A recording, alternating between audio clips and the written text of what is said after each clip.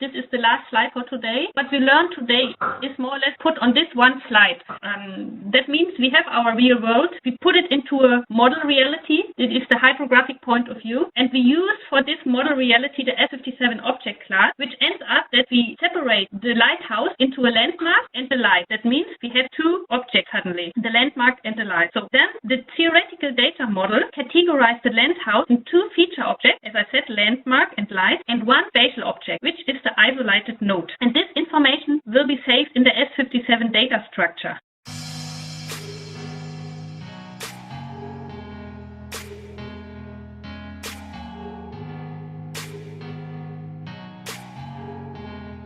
Là mình phải chọn được cái tỷ lệ biên tập và tỷ lệ thị, và cái tỷ lệ biên tập mà phù hợp với nó lại phụ thuộc vào cái độ chính xác của dữ liệu. Ví dụ dữ liệu số hóa thì tỷ lệ biên tập nó sẽ khác với tỷ lệ mà mình đo đạc trực tiếp. Thì số hóa thì sẽ không chuẩn bằng việc mình mang máy ra mình đo trực tiếp. Nhưng mà cái phần này sẽ làm chi tiết sau.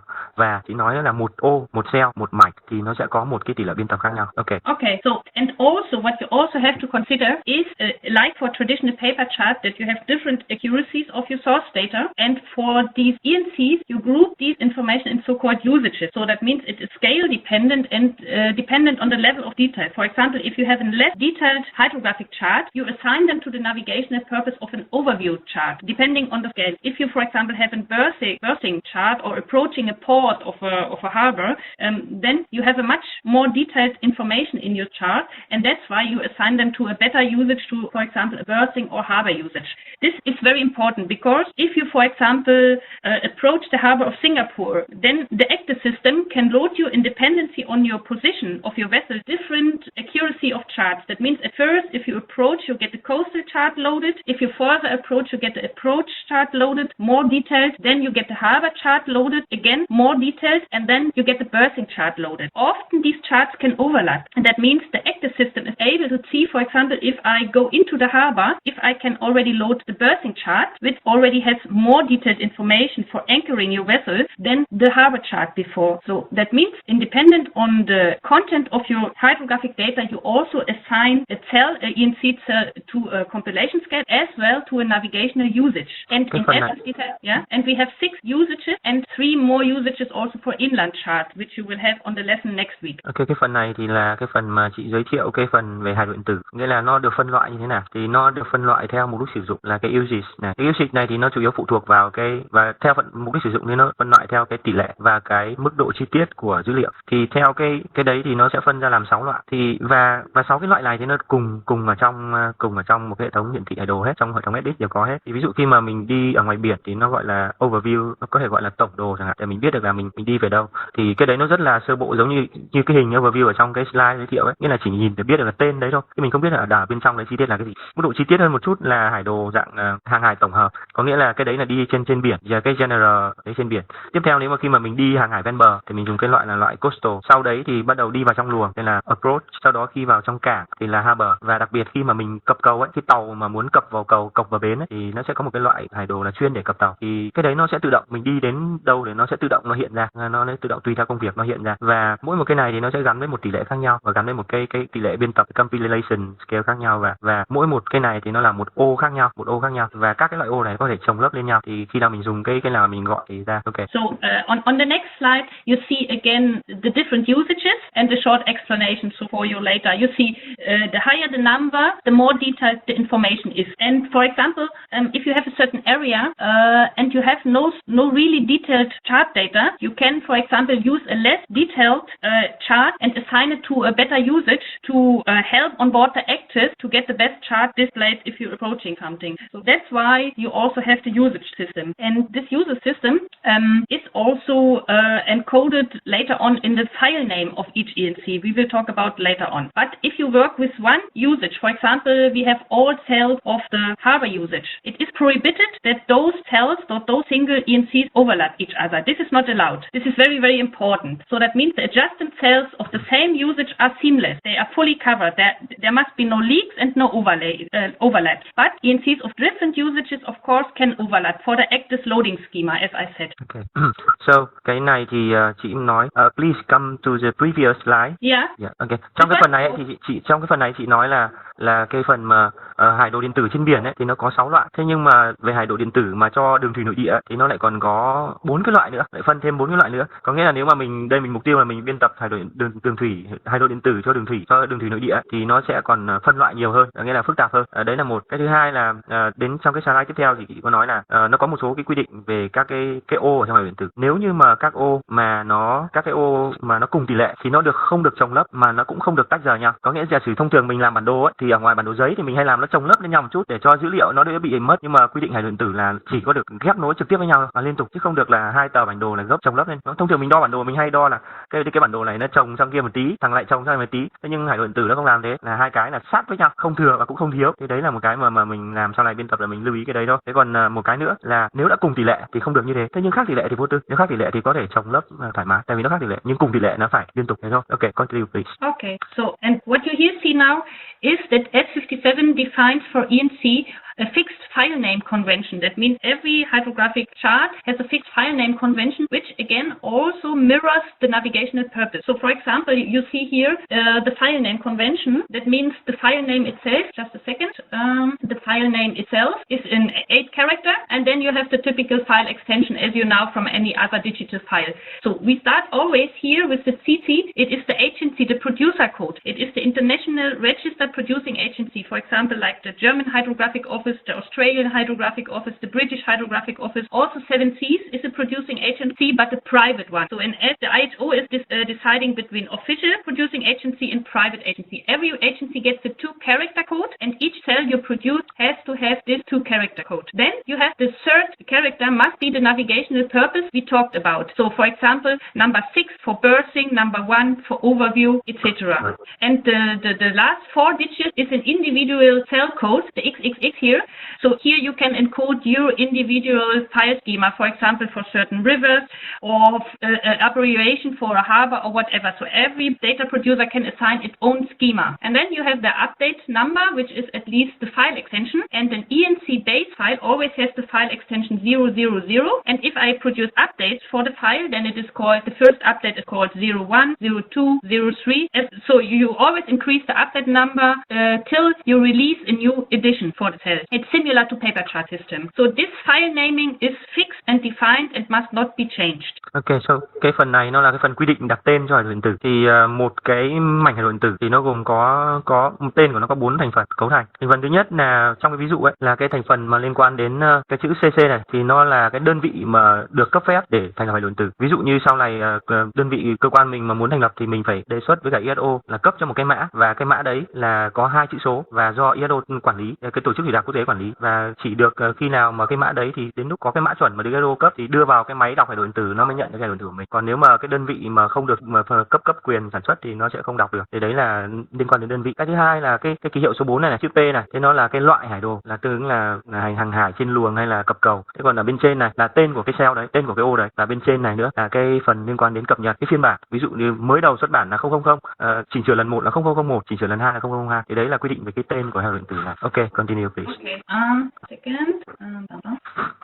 So in summary, we have to assign some certain identifying metadata to each ENC dataset, which is always the data producer already encoded in the file name, like 7 Seas or your office. Then you have to have a reference system for height and depth data. We later on talk about this. We have to have a reference system for the coordinates. It is always for ENCs the WGF84 datum. That means local datums are not allowed for hydrographic ENCs. You have to use WGF84 and have to translate the coordinate system. You always have to declare a compilation scale of your data and a usage indicator. Also, usage indicator is encoded in the file name already. You have to assign an ENC edition number and issue date. Issue date is the date when the cell was made available to users. You have to have an information about the depth information, the quality of depth information, whether it is a reliable survey, only approximated survey, and you have to have a bounding box of geographic data that is covered by the ENC cell. As I said, it must be rectangular for ENC. So these metadata have to be declared. I show you after you translate how it looks in the data production system, this data.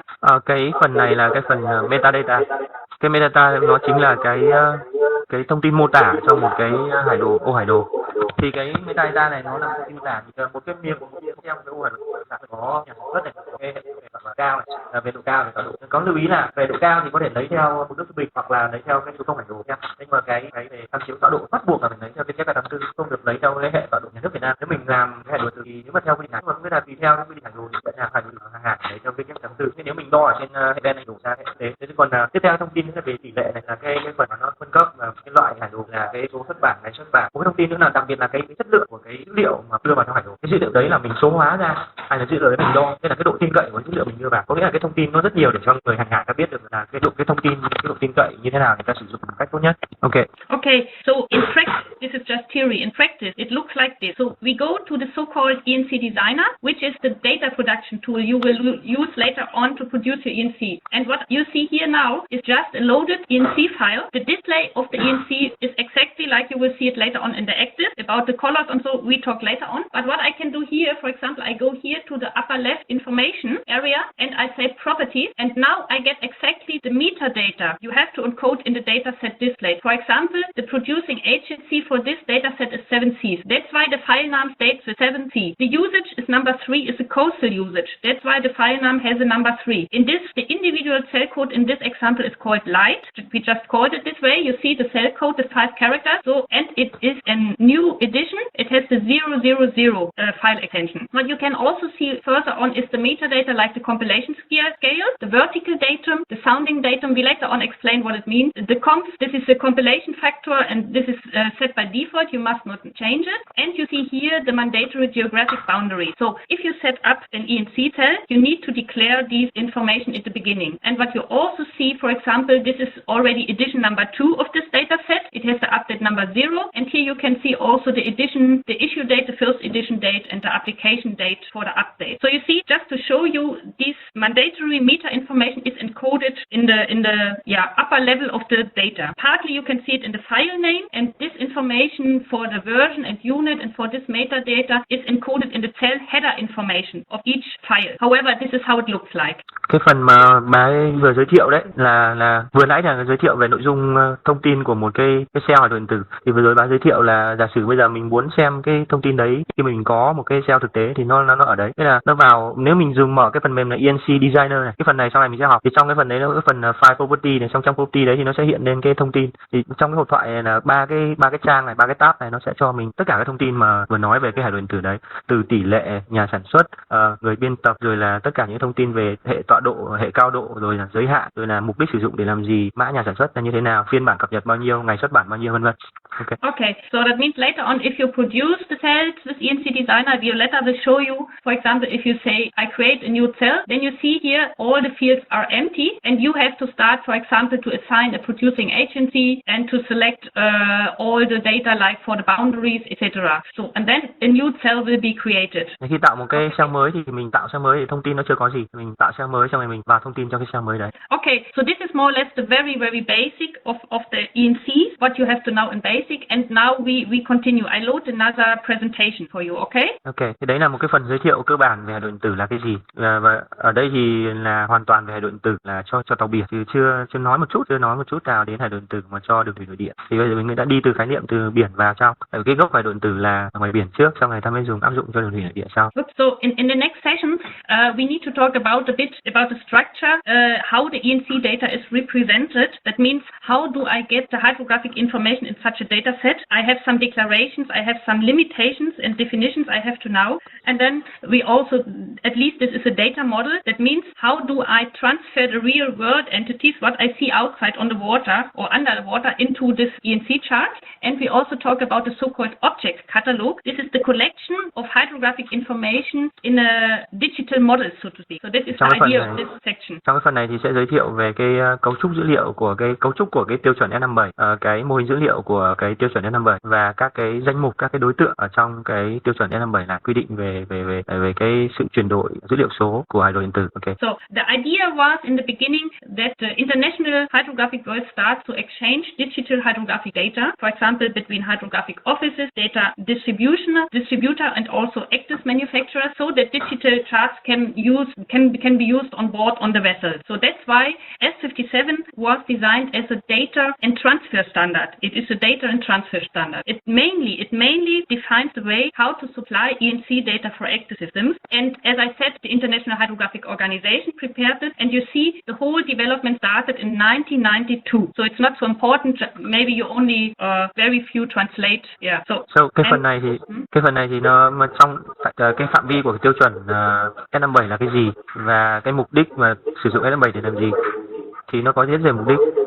Nó dùng để trao đổi dữ liệu này giữa các cái đơn vị thủy đạc với nhau này, giữa đơn vị thủy đạc, giữa các văn phòng thủy đạc với nhau này, giữa người cung cấp hải đồ điện tử với người sử dụng này, giữa người đi biển rồi các cái người mà sử dụng dữ liệu khác này, rồi là nó còn làm cái tiêu chuẩn để chuyển đổi dữ liệu nữa, rồi là một cái tiêu chuẩn để mà cung cấp dữ liệu cho hệ thống ECDIS. Và cái này ấy, thì nó được ISO thông qua sử dụng làm tiêu chuẩn chính thức từ năm 1992. Nó được okay.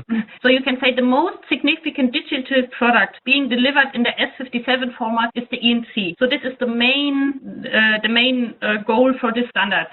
You could use it also for other data, but finally it was only be used for production of electronic navigational charts. Cái tiêu chuẩn S57 thì nó là tiêu chuẩn về chuyển đổi dữ liệu thủy đạc số, nhưng mà nghĩa là có thể sử dụng với nhiều mục đích khác nhau. Ví dụ sau này có nhiều cái người ta không xây dựng hải đồ điện tử, người ta có thể xây dựng hải đồ số hoặc là hải đồ khác hoặc là cái dữ liệu số, cơ sở dữ liệu thì người ta cũng lấy theo cái tiêu chuẩn này. Thế nhưng mà cái mà mục tiêu hướng đến của cái này là phục vụ cho việc thành lập hải đồ điện tử. Ngoài việc nghĩa là tất nhiên nhiều việc khác, nhưng cái mục tiêu chính và cái nổi bật nhất và cái đặc trưng nhất là phục vụ cho việc thành lập hải đồ điện tử. Cái tiêu chuẩn của việc S57 này là cái đặc trưng của S57 là như thế. Okay, so here is a small history, so to speak, a review of the different editions of the S57. I think you don't need to translate. It is just to show you that it started in 1992, and today we have the version 3.12. It was released in 2009, and the object catalog, the definition of the hydrographic data, was updated the last time in 2012. So just for your knowledge. Okay, the S57 standard is structured in the number of documents, annexes and subdocuments. What we would like to focus on today is a bit on the data model, the theoretical data model. It is at least the idea, how do you get real data into a data set structured, and how do package and transfer. And then we talk about the so-called object catalog, about object classes and attributes. That means if I see, for example, a buoy on the water, what does it mean in my data set? How can I tell my data set this is a buoy? And to produce these ENCs, we later on also talk about the ENC product specification. This will the session come later. But for the time being, we concentrate on the data model and on the object catalog. Thì cho nội dung cái buổi ngày hôm nay sẽ tập trung vào hai cái phần, là phần part 2, cái phần 2 và cái phần đây toàn bộ đây là cái cấu trúc của cái tiêu chuẩn S57. Đây là toàn bộ nội dung cấu trúc S57. Thì nó có rất nhiều nội dung. Trong cái nội dung, những cái nội dung mà chị tô màu lên đây là nội dung quan trọng. Thì trong đó nó có cái mô hình dữ liệu lý thuyết của dữ liệu, có nghĩa là từ dữ liệu thực tế mình mô hình nó ở trong ENC như thế nào. Và chi tiết hơn là các danh mục, các cái đối tượng mà ISO sử dụng thì nó có các cái khái niệm như là object class này, rồi là attribute này. Chi tiết có nghĩa là ví dụ có cái file ngoài trên luồng thì cái file đấy thì sẽ được biểu diễn như thế nào bằng đối tượng ở trong ENC, và thông tin mô tả gồm những cái gì và theo cái quy định dạng nào. Thì trong cái phần này nó sẽ quy định, và sau này thì cái phần cuối nó có một cái phần là ENC product specification, là cái quy định về cái sản phẩm của hải đồ điện tử nó phải đạt các cái quy định nào về mặt kỹ thuật. Thì trong cái buổi ngày hôm nay thì chúng ta sẽ tập trung vào hai phần, là phần 2 và cái phần phụ lục A là về cái mô hình lý thuyết và các cái danh mục đối tượng mà ISO quy định. Okay, so just a second. Oh, sorry, so it should now. Okay, so we start with the theoretical data model. So it is clear if you want to transport real world data in any GIS system into a file, you need to have a model of abstraction, so to speak, and you have to model the real world to get it finally in a data structure. So that means the first level is such the idea that you get the real world, that you try to simplify them in the data model we want to talk about, and then you translate the data model into a data structure, so to speak, that you can at least construct your data in terms of records and fields and forms, so to speak, that you finally end up in a data set which you can then pack together and transfer it to an end user. So that means the model is always a translation from the real world into a simplified view of the data. And of course, the model must reflect the real world entities. What is really the importance of the real world? That's why we need a model.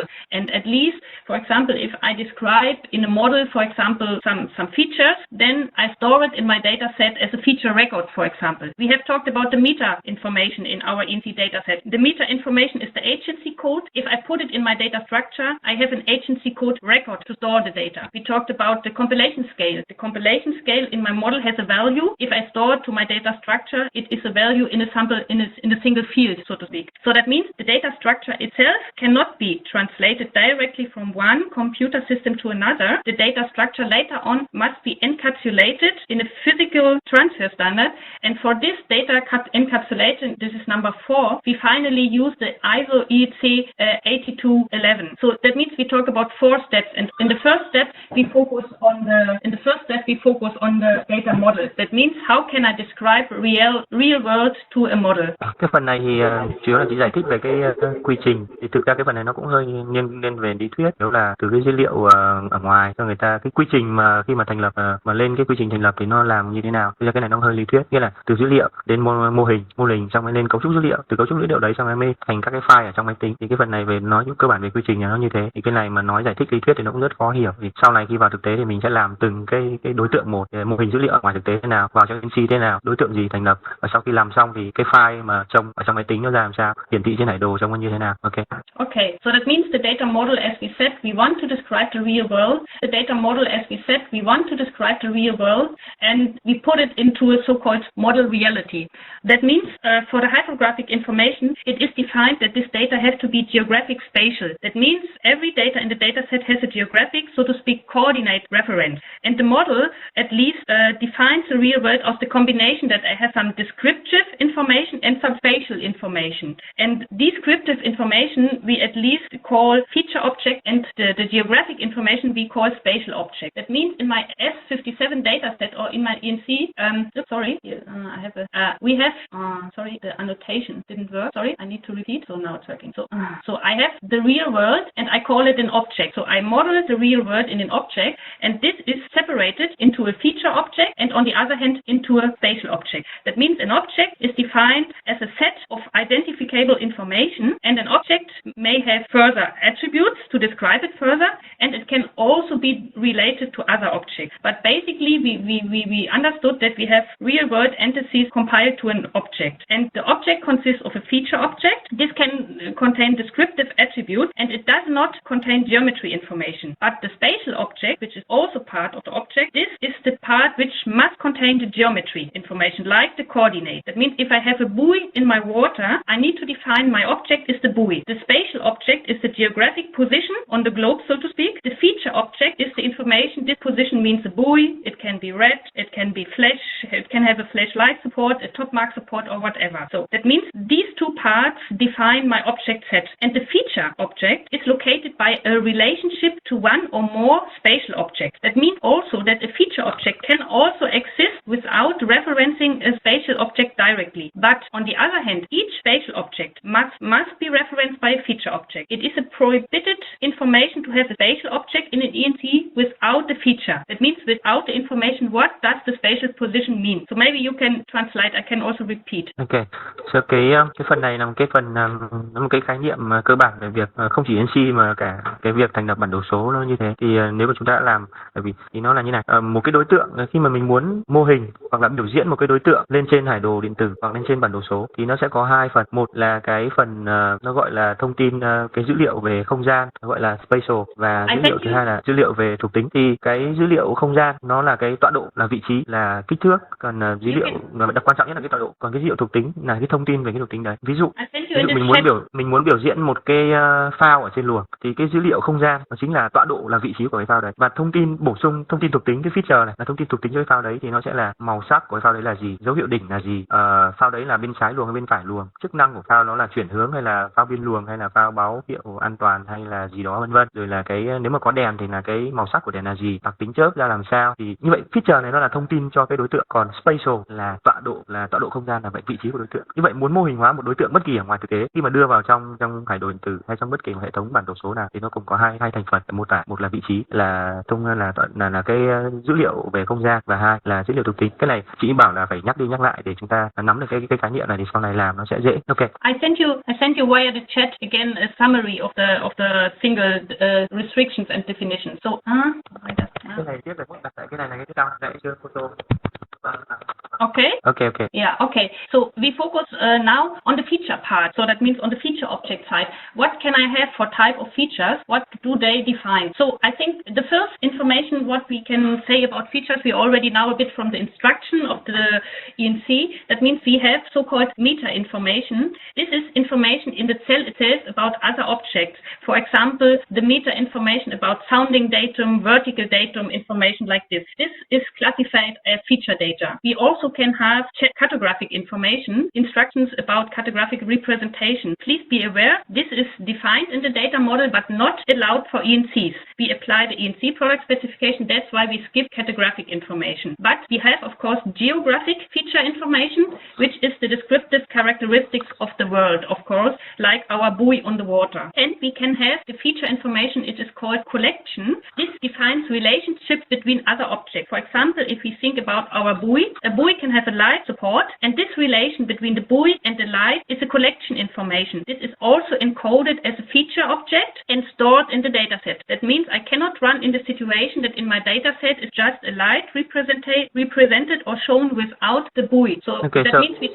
cái phần vừa nãy, cái phần trước ấy là cái phần một đối tượng thì nó cùng có hai phần, là phần feature là cái phần thông tin của đối tượng, phần spatial là cái phần tọa độ vị trí đối tượng. Thì cái này chị giải thích sâu hơn là cái phần feature, cái phần thông tin nó có những cái gì. Thì thông tin thì nó có 4 loại thông tin chính. Thì theo S57 thì nó có cả cái loại là thông tin cartographic, là thông tin liên quan đến phần hiển thị bản đồ, biên tập bản đồ. Thế nhưng bởi vì cái này là mình dùng để dành cho hải đồ điện tử, cho riêng phần hải đồ điện tử, trên hải đồ điện tử thì không có thông tin liên quan đến biên tập bản đồ, cartographic mình không dùng. Như vậy là trên hải đồ điện tử thì có 3 nhóm thông tin, mà thông tin feature của một đối tượng thì nó sẽ bao gồm, thứ nhất là meta là thông tin mô tả cho cái đối tượng đấy là cái gì. Thứ hai là geo là thông tin liên quan đến cái phần mô tả về hình dáng của cái đối tượng đấy ở ngoài thực tế, và connection là cái thông tin mà kết nối với cái đấy. Ví dụ một cái file thì thông tin mô tả của cái file meta là thông tin mô tả về một cái file đấy, thông tin mang tính tổng thể.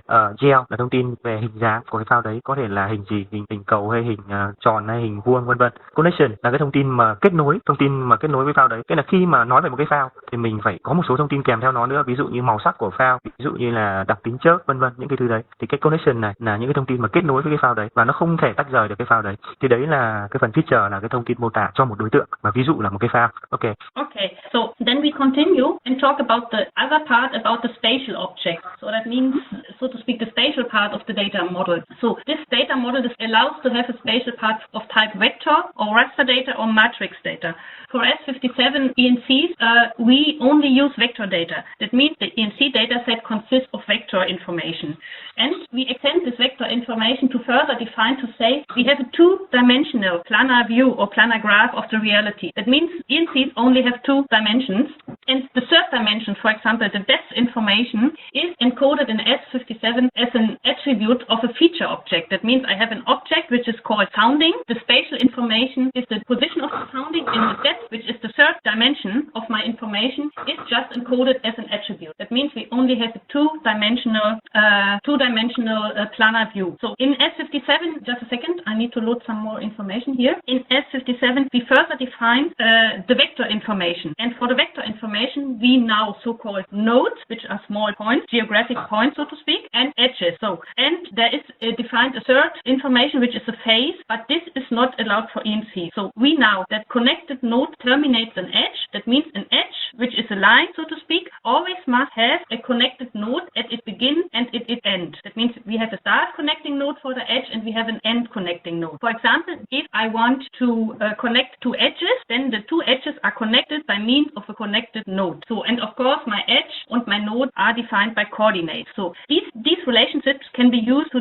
describe basically 4 levels of topology. In this level, what we talk about is the so-called chain node topology. And the ENCs only support the chain node topology. So, and we further classify the node by having isolated nodes and so-called connected nodes. For example, if we go back to our buoy in the water, the buoy has the spatial representation of an isolated node, which has an x and y coordinate. The depth information is the attributes, and this is the attribute. This is the third dimension, which is not defined in the model itself. And if I would like, for example, to describe the coastline, then I use a set of edges which are connected edge by edge with a connecting node. node. So this is the chain node topology for the ENC. We have node edges and nodes can be isolated or connected. Connecting nodes are used to connect edges together. Ok, cái phần này là vừa nãy nói một đối tượng này, gồm có thuộc tính này và không gian. Cái phần thuộc tính vừa giải thích rồi, đây là cái phần không gian của đối tượng. Thì cái phần không gian đối tượng thì nếu theo S57 thì nó quy định cả raster là ảnh và matrix là dữ liệu dạng ma trận và vector là dữ liệu dạng số. Dạng số ví dụ như là trong AutoCAD đấy, nếu mà trong AutoCAD thì dữ liệu dạng số là mình vẽ một điểm, vẽ đường, vẽ vùng thì đấy dữ liệu số. Thế còn nếu mình chèn một cái ảnh trong AutoCAD thì nó gọi là raster. Thế còn có thể là matrix là một cái dạng ma trận, thì trong AutoCAD thì không có dạng dữ liệu ma trận. Thế nhưng đấy là theo quy định của S57. Nhưng mà theo hải đồ điện tử ENC thì chỉ chơi với vector thôi. ENC chỉ làm việc với vector thôi, chứ không chơi với cả raster và matrix, không có các loại dữ liệu kia, và chỉ có dữ liệu vector thôi. Dữ liệu nó tương tác tốt hơn. Thì trong dữ liệu vector này thì nó có hai loại dữ liệu, là trong hải đồ điện tử cũng chỉ có hai loại dữ liệu thôi, là chỉ có điểm và đường, là node và edge, chứ không có bề mặt, không có face. Có nghĩa là với hải đồ điện tử này chỉ có điểm và đường thôi, chỉ có hai loại dữ liệu điểm và đường thôi. Và điểm thì nó lại phân hai loại là điểm độc lập và điểm kết nối. Thì có hai ví dụ để cho nó dễ hiểu như này. Ví dụ một cái file biểu diễn trên hải đồ điện tử thì biểu diễn như nào, thì nó sẽ biểu diễn bằng một điểm độc lập. Thì cái điểm độc lập đấy nó gọi là isolated node. Thế nhưng mà nếu mình muốn biểu diễn một cái đường bờ sông ấy ở trong hải đồ điện tử thì biểu diễn thế nào? Thì một đường bờ sông ở trong hải đồ điện tử thì sẽ biểu diễn bằng edge là đường và các điểm kết nối. Có nghĩa là trong quy định trong hải đồ điện tử là tất cả các đường thì không phải là đường độc lập, mà tất cả các đường đều phải có hai điểm connected node này ở hai đầu. Nó không giống như AutoCAD mình, nếu mà trong hải đồ điện tử thì mình khác AutoCAD mình vẽ một đường line thôi, nhưng mà trong hải đồ điện tử thì mình vẽ đường line cho mình bị chấm hai điểm node ở hai đầu nữa. Thì đấy là cái cách biểu diễn ở trong hải đồ điện tử. Thì nếu mà biểu diễn cái đường bờ trong hải đồ điện tử thì sẽ là một chuỗi các cái điểm này, xong lại đường, điểm. Thì đấy là hai cái ví dụ để cho nó dễ hiểu cái việc mô hình hóa dữ liệu ở trong hải đồ điện tử như nào. Tại sao nó lại dùng cái đấy? Bởi vì là nó muốn là khi load lên trên tàu ấy, nó phải load nhanh. Như là nếu mà lên trên tàu mà cái thiết bị mà load ảnh nó chậm, nó không linh hoạt và thao tác nó, và gửi dữ liệu, ví dụ là không có internet tốc độ cao mà truyền cập nhật dữ liệu mà thông qua các cái mạng tín hiệu thông tin, không phải là internet, thì chỉ có loại dữ liệu này thì nó dễ hơn, nó nhẹ mà lại thao tác lại nhanh và cập nhật nhanh. Chứ còn nếu mà load ảnh với load nó ma trận thì nó rất là chậm. Đấy một trong những nguyên nhân mà cái mô hình dữ liệu không gian của hải đồ điện tử, cái này nó quan trọng, và sau này mình sẽ chi tiết vào cái này sau. Okay, so further to this spatial definition, we have this restrictions as I explained you. So that means if I have an edge, it always must have connected node at its beginning, at its end edge. This is the one construction. All other construction does not work because we do not define the phase topology. So as I said, this model is defining the so-called chain topology, and this has some consequences for the data editing at least. I repeat, an edge must always reference a connected node at its beginning and end. For example, this can also be the same connected node if I create an area. It is at least a closing loops of edges starting and beginning at the same common node. Points are always the isolated or connected nodes, and lines is, so to speak, a series of edges and connected nodes. So this is the chain node topology. There is a big difference to typical GIS information, like you know in S3. You have these different themes and layers where you encode information. For example, one layer for that, one layer for streets, one layer for other areas, built-up areas or whatever. This is not working with ENC data due to the chain node topology. We have, so to speak, a shared topology model. That means we use edges, for example, to encode once the water and also to encode, for example, the land area. That means duplication of coincident linear geometry is prohibited. This also means I have the advantage that, for example, I can avoid duplication in digitizing common boundaries of two polygons. That means in your GIS system, for example, if you want to define the dividing line between water and land, you have one layer with water and then you have one layer with the land, and both have the dividing line in its data level, in its scheme. But in S57 not. You have one edge, and the one edge is used by two feature description. One is used for the depth and one is used for the land area. That means I have a shared topology or a shared topology model. Okay, so yeah, it's kind of very new for the duplication, but I will try to explain. Cái này lại tiếp tục cái phần chain node. Cái chain node có nghĩa là cứ một điểm này, xong lại đường này, xong lại điểm trong đường thì nó gọi là chain node. Thì có một cái hay là nhưng mà vấn đề bây giờ mình biểu diễn, bây giờ nó chỉ có điểm với đường thôi. Thế muốn biểu diễn một vùng thì làm thế nào? Biểu diễn một vùng thì làm thế nào? Thì nó sẽ điểm đấy này, xong lại đường này, xong lại điểm này, đường này. Thế muốn biểu diễn một vùng thì quay lại chính cái điểm đấy. Có nghĩa là một vùng sẽ được biểu diễn bởi nhiều đường, xong nhiều điểm. Thì nó không có cái đối tượng giống như là trong CAD là rectangle hay là circle, hay là trong ArcGIS ai dùng ArcGIS thì nó có cái đối tượng là polygon, không có đối tượng đấy, không dùng cái đấy mà chỉ có điểm với đường thôi. Nhưng mà nghĩa là từ điểm và đường nó có cái cách để mà biểu diễn vùng, biểu diễn điểm và biểu diễn đường. Đấy là một. Cái thứ hai là đặc biệt là không được trùng lặp thì nó có cái cách là không được trùng lặp. Thì cái này nó rất là cái này chắc là phải đi vào chi tiết hơn thì nó mới hiểu được. Có nghĩa là ví dụ như là một cái đường bờ bờ này, thì khi mà mép nước ấy, ở mép bờ ấy, thì có thể sử dụng nó là đối tượng ở phần dưới nước hoặc là đối tượng phần trên bờ, bởi vì nó là phần chung mà, thì cũng có thể gọi là đấy là đường lối đi ở trên bờ, hoặc là cái đấy là mép của sông, thì cũng đều được. Thì trong ENC này nó cũng có cái cách mà một đối tượng đấy, nhưng mà khi mà dùng thì nó có cách là chia sẻ cùng một đối tượng, nhưng mà cái hiển thị thì nó sẽ tách biệt khác nhau. Thì cái này nó hơi phức tạp một chút, và cái này thì chắc là phải cái này cũng là do nó rất là riêng cho ENC. Cái này là không giống các cái hệ thống bản đồ số thông thường mình sử dụng. Ví dụ như là AutoCAD thì cũng rất dễ hiểu, khi mà mình vẽ AutoCAD mà vẽ bản đồ chẳng hạn, thì mình vẽ sông và vẽ đường, thì chẳng sông với đường nó có đường chung, thì mình vẽ sông một đường riêng, xong là đường một đường riêng, đúng không ạ? Sông một layer riêng, đường một layer riêng. Thế xong là nếu mình thích hiển thị thằng nào thì mình đưa thằng đấy trồng lên trên, hoặc là mình tắt thằng kia đi, mình bật thằng kia lên. Nhưng cái này thì cái chỗ đấy nó chỉ một đối tượng thôi, nhưng sau này nó sẽ có cái cách hiển thị khác nhau. Okay. Yeah. So in summary, yeah. Sorry, one question. Yeah. One people have one question. Yeah. Thì cái thực ra thì khi mà muốn thể một vùng ấy, thì đôi lúc mình muốn khoanh giới hạn là cái đấy nó là cái gì. Đây chưa nói đến mục đích sử dụng để làm gì, mà chỉ nói là giả sử trong trường hợp mình muốn biểu diễn một vùng thì cái cách biểu diễn một vùng ở trong ENC nó như thế. Thế chưa nói là cái vùng đấy để làm gì. Chưa nói là vùng đấy để làm gì. Mà chỉ nói là giả sử mình muốn biểu diễn một cái vùng nào đấy, thì nó khác với là mình vẽ AutoCAD một vùng, nếu mình có một hình chữ nhật chẳng hạn, thì mình vẽ luôn hình chữ nhật. Thế nhưng trong ENC này thì để vẽ được một vùng như hình chữ nhật thì mình phải dùng điểm này, xong rồi đường này, điểm này, đường này, xong điểm này, điểm nối với nhau. Đấy, thế nhưng mà trong AutoCAD thì mình vẽ luôn một hình chữ nhật, hoặc là trong ArcGIS chẳng hạn, nếu mà mình dùng polygon là cái hình polygon đấy, thì mình vẽ luôn một cái polygon mà nó là một đối tượng duy nhất. Nhưng mà trong ENC thì một vùng như này nó rất nhiều đối tượng con ở trong. Thì đúng rồi. Đấy, okay.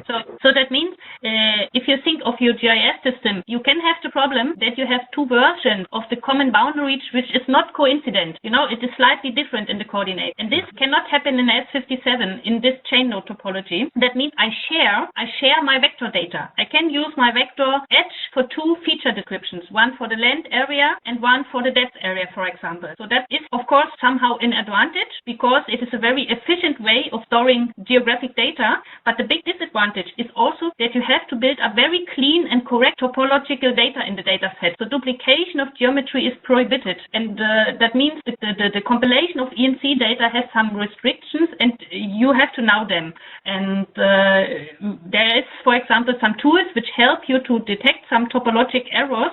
And also, if you use the ENC designer, you cannot create really topologic error because the software is preventing it. However, this is the spatial chain node topology applied for this data set, and it has the advantage that you very efficiently encode geographic data in small data sets, which was very important to get small data set on board on vessel via satellite communication, for example. So you cannot send on board a vessel a 20 megabyte GIS information from the ESRI system, for example. So you must have very small, clean data, and the chain node topology supports this approach. So I just have one more question about the application of concrete and linear geometry. For example, we have land area and the river area adjacent together. So near together. So how we model it and represent it in ENC? Do we have to? It cannot be overlap. It can only be adjusted. Yeah, that's right. So the S57 product specification here defines if the water is navigable, as in your case, it is not allowed to overlap with land area. That means you need to clean the geometry on this shared border, so to speak. So this, if the water is non-navigable, you can simply draw, so to speak, the river, for example, on top of the land area. Then it is not so important. But in the moment, if the water is navigable, which is the case in your river, you need to clean up the geometry on the shared border between land area and the river.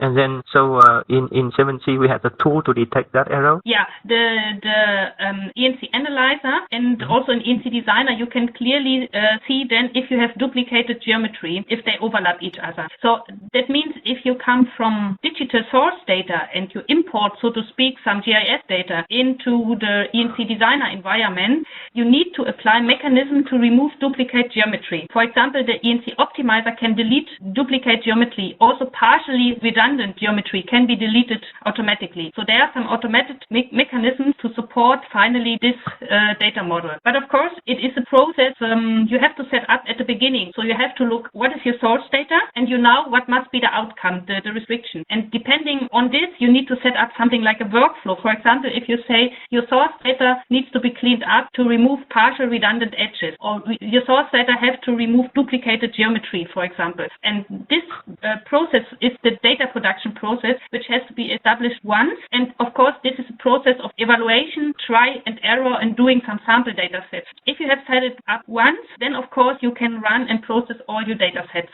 But at the beginning, the level to start with the ENC S57 seems to be quite high because it is so much different from GIS data, and you need to get into the thinking, so to speak. But if you have done the first level of getting into it, then the production itself is running very smooth because the encoding then it's not so difficult anymore. But you need to get up a workflow at the beginning to make the best out of your source data, survey data, hydrographic office data, wherever you get the data from. So this is em vừa hỏi cái phần mà thế thì nó giải quyết cái phần dữ liệu mà trùng lặp như thế nào, thì sau này thì sau này khi mà biên tập ấy thì nó sẽ có cái phần công cụ để nó kiểm tra cái này, nhưng nó sẽ không có công cụ mà tìm kiếm tự động phát hiện ra những chỗ nào trùng lặp thì nó bắt mình phải sửa. Sau này khi mà vào phần biên tập nó sẽ có công cụ đấy, nhưng mà cái công cụ đấy thì nó cũng làm việc là nó theo cái phần thiết lập của mình, nghĩa là mới đầu thì mình tìm kiếm như thế, xong rồi mình sẽ định nghĩa một số cái lỗi, nhưng sau này là khi mà mình định nghĩa, mình chấp nhận là những cái lỗi như thế thì tự động sửa được đấy, thì nó sẽ có một cái cơ chế tự động hóa là cứ gặp cái lỗi thì nó tự động nó sửa. Nhưng tất nhiên là do mình thiết lập là mình đã cảm thấy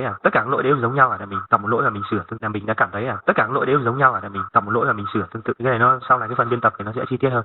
Okay, so that means I think in summary we can say if we want to describe our real world by means of the feature object, if we want to use a point, then we need to use an isolated node. If we want to use a line, for example like a border, a coastline, then we need to use the line representation by means of edges. An edge must always have a connecting node at the begin and at the end. And if we want to use an area, for example we want to define a depth area, then we use the area representation, which is a loop of closed, which is a loop of edges which is closed. And that means the start connected node for the edge is also the end connected node. So this is the basics of the data model. What we have talked about now was just how the data is encoded by means of what I see in the real world and how to get it written by means of the data model. We haven't absolutely not talked about how to represent this data on the screen. That means if I have my isolated node, my buoy, how do I present it on the screen? This is not defined in S57. That means S57 only displays how to encode the data, but not how to represent the data. So it is just the definition of the factual description of the real world. And independent of the use of the data, the presentation, how do I show them on the screen, can be different. For example, we can now define our buoy, which is the isolated node. I can, for example, say, draw the text buoy on the screen. I can also say, make a small symbol from the buoy on the screen. I can also say, show a picture on the screen. This all is not defined in S57. That means the data representation of S57, of the ENC, is independent of the storage of the data. So, and to represent the data, I need a presentation model. That means I need to tell my S57 data set, take my isolated node, apply the feature object buoy, and now I need the presentation rule how to display it on the screen. For example,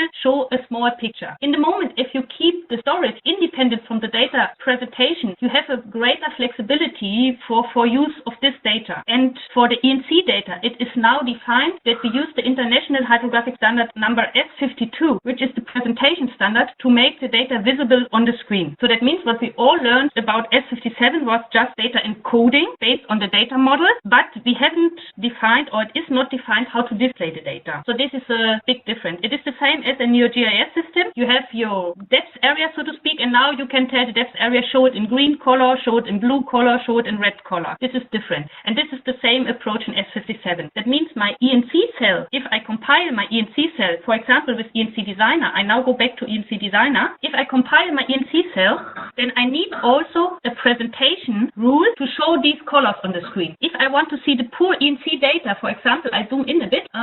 Let me see, we zoom in here. Can you see here the lighthouse? Con nhìn thấy các đường.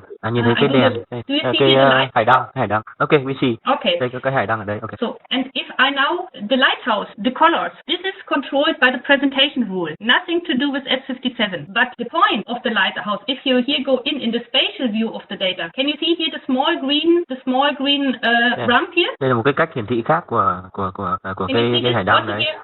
On the lower left corner, there's a magnifier which shows you. So this is the spatial representation of the data. I have an isolated node. I pick on this node, not the edge, sorry, only the node. I open the information and I see I have a spatial object in S57. It has an isolated node reference. This is vector E, vector isolated. And then I can say link my feature information. I say linked feature, and then I got all feature objects which are linked to this small point. You see one light, second light, third light. Later on we talk about what all these abbreviations mean. But for the time being, I see here all the feature object information I have encoded. I also explain you later on what it means. But that means if you look on the screen, all those edges and these round circles are the connected nodes here, which build an edge and which build an area, for example. You see all my red edges can build an area, and you have these isolated nodes. So this is pure S57, you see. If I now switch back to the presentation like the mariner sees on the screen, the green, blue colors, the light representation, this is also here the text label for the 5-meter contour. You can see here, for example, here. This has nothing to do with S57. This is just the presentation rule. But the ENC designer gives you the help to see the data in S57 mode and also to see the data already like the mariner can see them on the screen. I can also have this combination of both views. Here you can see the yellow lines and the green romps are the S57 spatial representation of the data, and the colors, so to speak, and the symbols mean the representation by means of the feature object from S57 and the definition via S52 how the feature object is presented. For example, a lighthouse, here you see the lighthouse Mincener org always has the small symbol, for example, and this is something I define with S52. Okay, so let me explain. Yeah. Cái này nó là một cái phần nữa. Cái vừa rồi là mình tìm hiểu về cái tiêu chuẩn S57. Thì cái tiêu chuẩn S57 đấy là nó chuyên về cơ sở dữ liệu, có nghĩa là chỉ về cơ sở dữ liệu thôi. Chứ cái tiêu chuẩn 57 đấy nó lại chưa phải là cái phần hiển thị ở trên hải đồ. Vừa rồi là nếu mà vào trong phần cái ENC design này, thì trong ENC design này nó có 2 chế độ hiển thị. Thì cái đối tượng ngoài thực tế này mà khi mà mã hóa mà đưa vào trong cơ sở dữ liệu thì nó là theo cái quy định của S57. Thế nhưng mà từ cơ sở dữ liệu đấy mà hiển thị ở trên hải đồ điện tử như thế nào thì lại theo quy định của S52. Nên mình phân biệt này. S57 là quy định về cái cơ sở dữ liệu hải đồ điện tử. Thế còn S52 là nó quy định về cái việc hiển thị hải đồ điện tử, hiển thị các đối tượng trên hải đồ điện tử từ cái cơ sở dữ liệu được quy định bởi S57. Ví dụ nếu như mà từ cái đối tượng ở ngoài thực tế, giống như vừa rồi là một cái hải đăng ấy, mà nếu chuyển sang chế độ là hiển thị theo S57 thì nhìn thấy nó chỉ là một điểm. Thế nhưng nếu muốn hiển thị nó giống như trong hải đồ điện tử chuyển sang theo quy định của S52 thì nó giống như cái hải đồ mà mình biến chuyển qua chuyển lại 2 chế độ ấy. Thì đấy là như thế. Như vậy là trong S57 thì chỉ quy định là đối tượng bên ngoài như thế, khi đưa vào trong thì là điểm là đường nối với nhau như thế nào. Ví dụ khi một điểm này là một điểm độc lập, isolate node là một đường thì sẽ gồm có một cái edge và hai cái connected node, còn một tuyến thì sẽ nó gọi là chain node. Thế nhưng mà cái đấy thì nếu mà đưa lên trên hải đồ điện tử thì cũng chưa nhìn thấy gì cả, mà để từ cái đấy một cơ sở dữ liệu trong hiển thị lên trên thì nó lại phải theo S52. Nếu giống như GIS hoặc là giống như bản đồ số cũng thế, cơ sở dữ liệu mà lưu ở trong máy tính thì là có thể là shape file, mà shape file thì trong shape file thì nó chỉ là tọa độ và thông tin. Thế nhưng mà từ cái shape file đấy, từ nguồn đấy mà hiển thị trên các hệ thống hiển thị khác nhau thì nó sẽ có màu sắc khác nhau, nó sẽ có kích thước phông chữ khác nhau, nó sẽ có biểu tượng khác nhau. Mặc dù là cơ sở dữ liệu là chung nhưng mà hiển thị đấy khác nhau. Thì cái việc hiển thị đấy là theo S52. Thế còn cái cơ sở dữ liệu được cấu tạo như thế nào, được kết cấu như thế nào thì là theo S57. Thì cái đấy là một cái mà cần phải lưu ý. Nên là có mỗi một việc nó lại có một tiêu chuẩn riêng. Okay, so that means all you have to understand from S57 is at least a bit how the data is representation is very different to what you probably know from your GIS systems. The presentation itself is not covered, and the rules how to encode some certain objects and attributes is the content of the next session. Basically, the next session would be to go deeper into the data structure, to explain, for example, data descriptive records and what it really means if I store my feature object into a data set. Since we already have 10 past 10 something or 20 past 10, I would say we switch directly to the product specification and the use of the object catalog, because this is something you need later on. If we then have time, I jump back to explain you a bit in detail the data descriptive records in the data set. Basically, this is not the most important for you because this is done automatically. So if you, for example, define a feature object, the feature record is automatically, of course, stored in the data set. Okay. So that's why we changed a bit the training order, but I think this makes sense because you need to translate all. So just a second. Okay. Có nghĩa là cái kế hoạch của mình ấy thì sẽ đã thay đổi một chút. Tại vì cái phần tiếp theo thì chị nói đến là ví dụ một cái đối tượng khi mà được tạo ra thì trong cái cơ sở dữ liệu của thằng 7G ấy thì nó tạo ra cái gì thì thực ra thì mình chỉ học để biết thôi chứ mình không cần quan tâm nó tạo ra như thế nào. Mình chỉ quan tâm là cái đối tượng làm thế nào chứ còn không quan tâm là trong cái phần G là người ta tạo ra đối tượng thế nào, quản lý thế nào. Thì mình sẽ bỏ qua cái bài tiếp theo là mình nhảy sang cái bài về sau là Object Catalog, là cái danh mục đối tượng mà được biểu diễn ở trên hải đồ điện tử, với cả cái phần Product Specification là cái phần liên quan đến các cái yêu cầu của một cái sản phẩm hải đồ điện tử. Thế nếu mà còn thời gian thì mình sẽ quay lại cái này, còn nếu không còn thời gian thì mình có thể skip bỏ qua cái này cũng ok, bởi cái phần này cũng không quan trọng. Cái phần tiếp theo ấy, cái phần mà liên quan đến cái phần tạo ra các cái đối tượng ở trong cái phần encoding, cái phần mã hóa đối tượng thế nào rồi các thứ, thì phần đấy là do phần mềm nó tự làm rồi. Thế mình có thể hiểu hơn thì tốt, nhưng mà thực ra không quan trọng, nhất thiết phải biết. Before we start this, would you like to have a 5-minute break or shall we continue? It's up to you. Mình cũng đang định bảo thế. Okay, so we also would like to have a short break about 5 minutes. So then we do a 5-minute break to having a coffee and then we try to continue. Can your colleagues follow? Is it working this way? I think it's working this way. Bây giờ mình muốn thống nhất lại, hỏi lại cách cho là nếu mình làm này có ổn nhỉ? Cách làm việc này có ổn không, hay là cần thay đổi nó? Cứ làm như này có ổn không? Xem lại nhé, tạm thời như này thì có ổn. Như cái cách chị cứ nói thế xong rồi thì hơi bắn tắt, nhưng mà cắt nghĩa vấn đề nó đi thẳng vào vấn đề quan trọng không? Chị nói cũng hơi dài dòng, cứ nói đi A đi Z dài dòng. Cái gì xong bắn tắt lại vấn đề quan trọng nhất là em đi vào cái vấn đề quan trọng, và sau này cái đấy mình phải nắm để sau này làm thôi. Phần lý thuyết có thể trong quá trình này sau khi mình làm không kịp có thể trao được sau. Thì cứ tạm thời như thế. Okay, so far it's good for the way we're working now. So if you don't understand something or I have to repeat or you have questions, just interrupt. So maybe we do not catch all we want today, but what we catch we should do it the way that the base essentially is understood. Then I think this is quite okay under the circumstances. Okay. Then we do a small break. Shall we meet at 10:30 or is it too short? I think it should be 10 minutes. Yeah. Okay. Then shall we do 10 minutes? Yeah. So 10:30 for you, 4:30 for me. Yes. Sorry, 4:30. Sorry. Yeah. Okay. True. That's very true. And for Danilo, it's the middle of the night. Yeah. Okay. Okay. Thank you. Okay. Yeah. Okay. Thank you. Mình sẽ nghỉ ra khoảng 10 phút đến 4 rưỡi. Danilo, we do a break. Okay. Bởi vì thời gian rồi, cố gắng mình đến trước 4 rưỡi để. 10 minutes to drink coffee. Okay. Yeah, to get a coffee. I think it's mainly for you. Okay, then we do a 10-minute break. Yeah. Okay. Có nghe.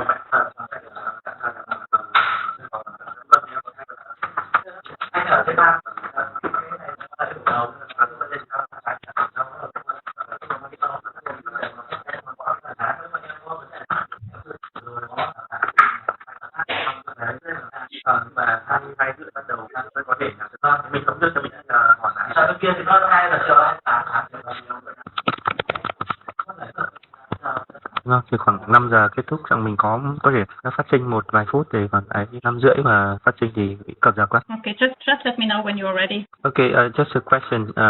So we start at 2:30 p.m. here in Vietnam. So it's about 8 a.m. in Germany. Yeah. So it's okay. It's okay for you if we would like to start a little bit earlier.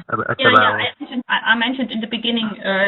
We can start. It is then 7-hour time and 1 o'clock your time. Is it better for tomorrow? Yeah. So I think it's about 1:30 in Vietnam and 7:30. thì mình kết thúc học là 1 giờ, tuy nhiên bởi vì gọi là có thể bắt đầu 7 giờ thì đẹp đấy. Rưỡi có thể nếu mà phát sinh một chút chắc 5 giờ không quá thì mình thống nhất để em đề xuất là 1:30 nhé. We would like to ask you that you change to now it's 2:30 to 1:30 in Vietnam. So it's about 7:30 in Germany. It's okay? Yeah, it's 7:30 at Germany. Yeah, okay. 1:30. It's of course fine. Yeah. Okay, then we start tomorrow and upcoming Monday. Sorry, these are my next 2 sessions. We start at 1:30 your time. Yeah. Yeah. Okay. No, it's no problem to me. It is just it's probably a bit early. It's a little bit earlier for you, so yeah, it's okay for you. No, I will make me awake at this time. No, anyway, I have to get up every morning at 6 o'clock because my son has to go to school and my husband to work, so it's not a problem. Okay, If thank I you. don't need to do it every day, it is fine with me. No, it is maybe a problem with Danilo because it is again earlier for him. So he could. How is the time tomorrow? It is 1 hour earlier than today. Okay. Yeah, I wrote. No problem. Yeah, I mean, No you problem. can do a party and don't go into bed, just directly continue with the training, something like this. Yeah. So it is just for tomorrow. Tomorrow 1 hour early today, okay? Yeah. I mean, I anyway will record the training and upload it, so you also can listen it if you want later on. Then you don't need to get up that early if this is better for you. I don't know. But then, of course, you cannot ask questions or something like this. So I hope it's working somehow to you. Yeah. Shall we continue? The time is on. The time is on in German. Tomorrow will be 7 o'clock. Yeah. No, 7:30 for German time. 7:30 we start with German time, so it is 1 hour earlier than we started today. I will send you a message what it is perfect, in Brazilian time. I sent you a message what it's in Brazilian time. Okay.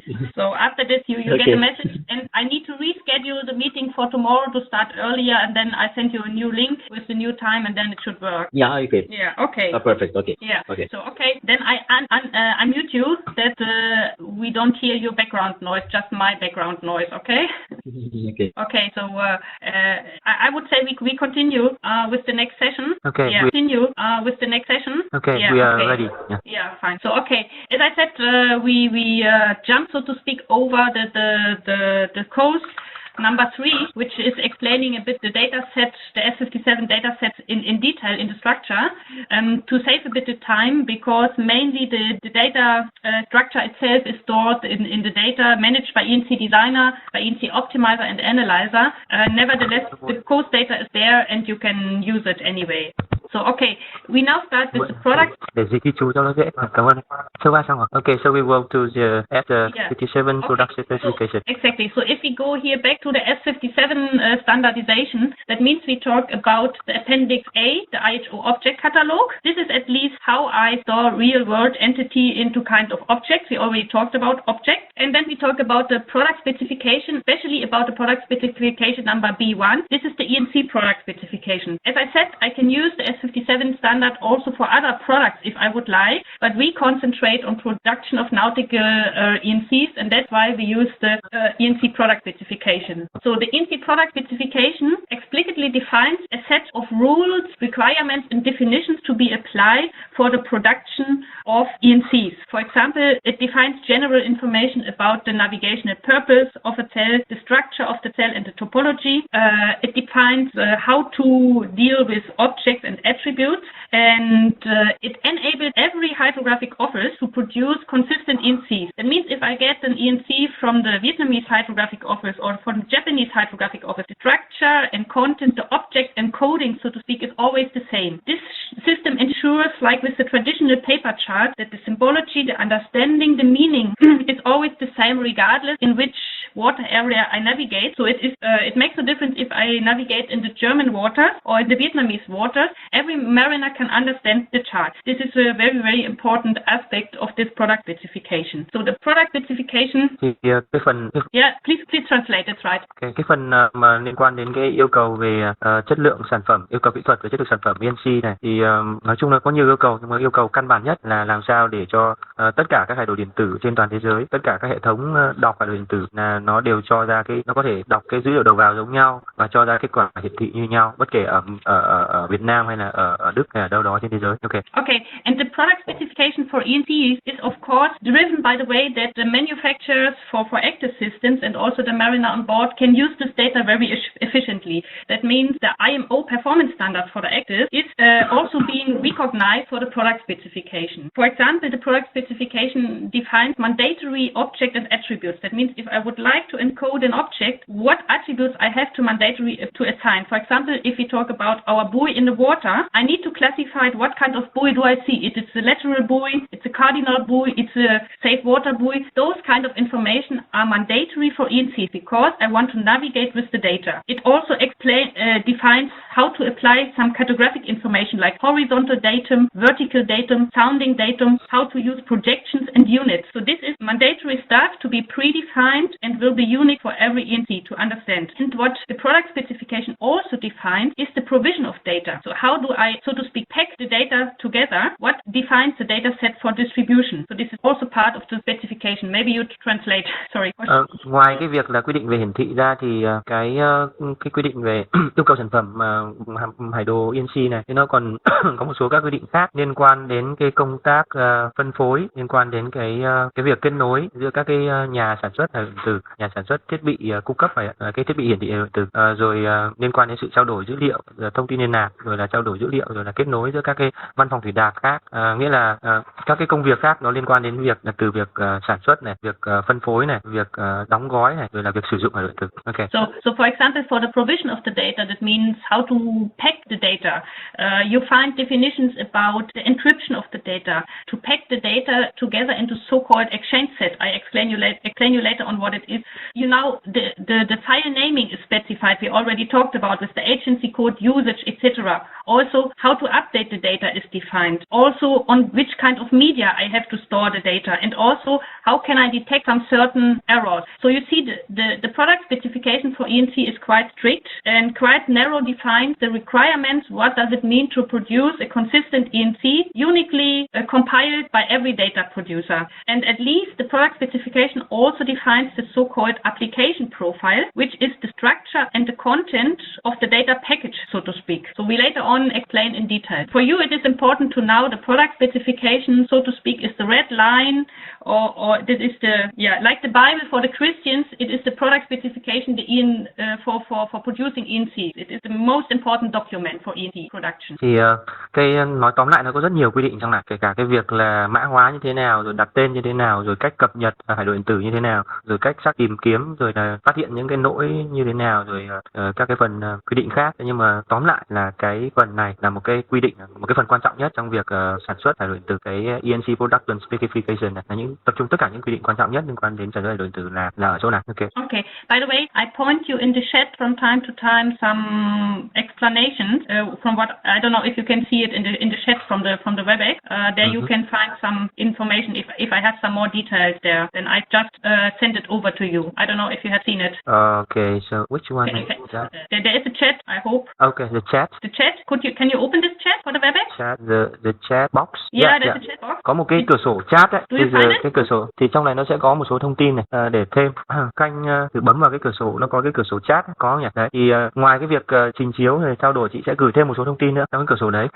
So if I can manage, I copy you or I type you some information in for the specific slide so that it helps you for translation. And what I will also do after we have finished the meeting, I will export the slide again with the extended explanation to every slide. So for you later on to review that you don't only have the slides, also some additional notes I have added to the slides. So maybe it's a bit helpful because the translating is always quite difficult. So you can probably review them and if there are some questions afterwards. Okay?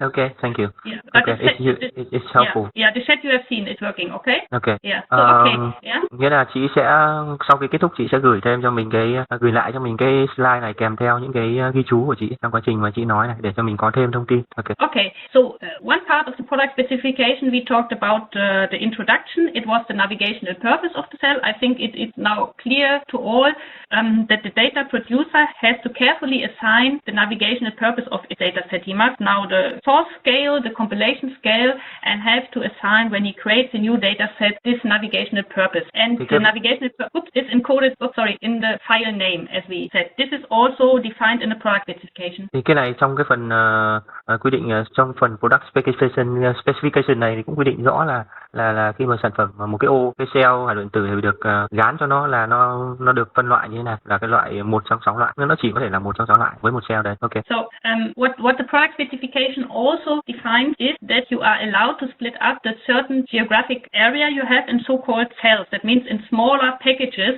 which form a geographic area. So for example, you do not need to encode all Vietnamese inland waterways into one data set. You can package this. And the packaging is mostly driven by, probably geographic or administrative orders. And also the ENC product specification prohibits to produce data sets bigger than 5 megabytes per cell. So that means you need to apply a so-called cell schema to your data, to your geographic area, where you separated the geographic area into certain cells. So for example, entrance of a harbor, approach of a harbor can be a cell.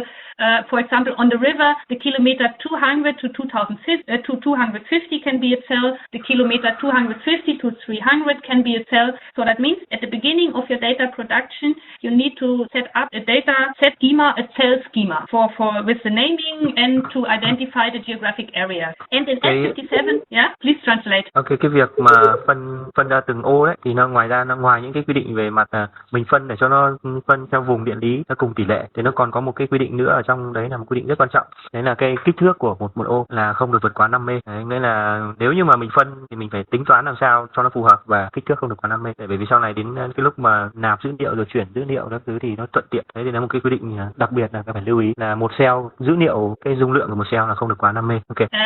One note here to the rectangular definition. S57 defines that the geographic cell has to be rectangular.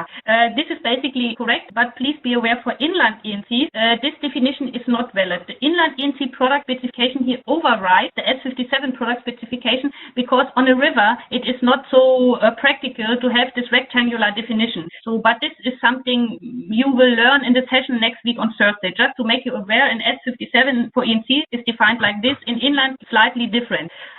However, the package size of the 5 megabyte remains also for inland ENC. So, với cái hải đồ điện tử mà dùng trong đường thủy nội địa thì cái hình dáng của cell đấy, cái hình dáng của cell nếu mà theo hải đồ điện tử thì là hình chữ nhật. Thế nhưng mà riêng áp dụng cho hải đồ điện tử trong đường thủy nội địa thì nó không nhất thiết phải chữ nhật mà có thể là hình khác, bởi vì là người ta sẽ thấy là nếu mà hình chữ nhật thì ở trong sông thì nó không phù hợp, không hiệu quả. Thì sang tuần sau khi mình học thì sẽ có cái cách định nghĩa khác. So as we talked earlier, the data model allows to define some meter objects, and what I also do in the beginning, I have some administrative or some general meter objects I can apply to all objects in one data set to minimize the number of attributes I have to encode on a single object later on. And S57 product specification defines, for example, that I need to have a so-called meter object. It is called coverage. It is here, I annotate you. It is here, it is called M coverage.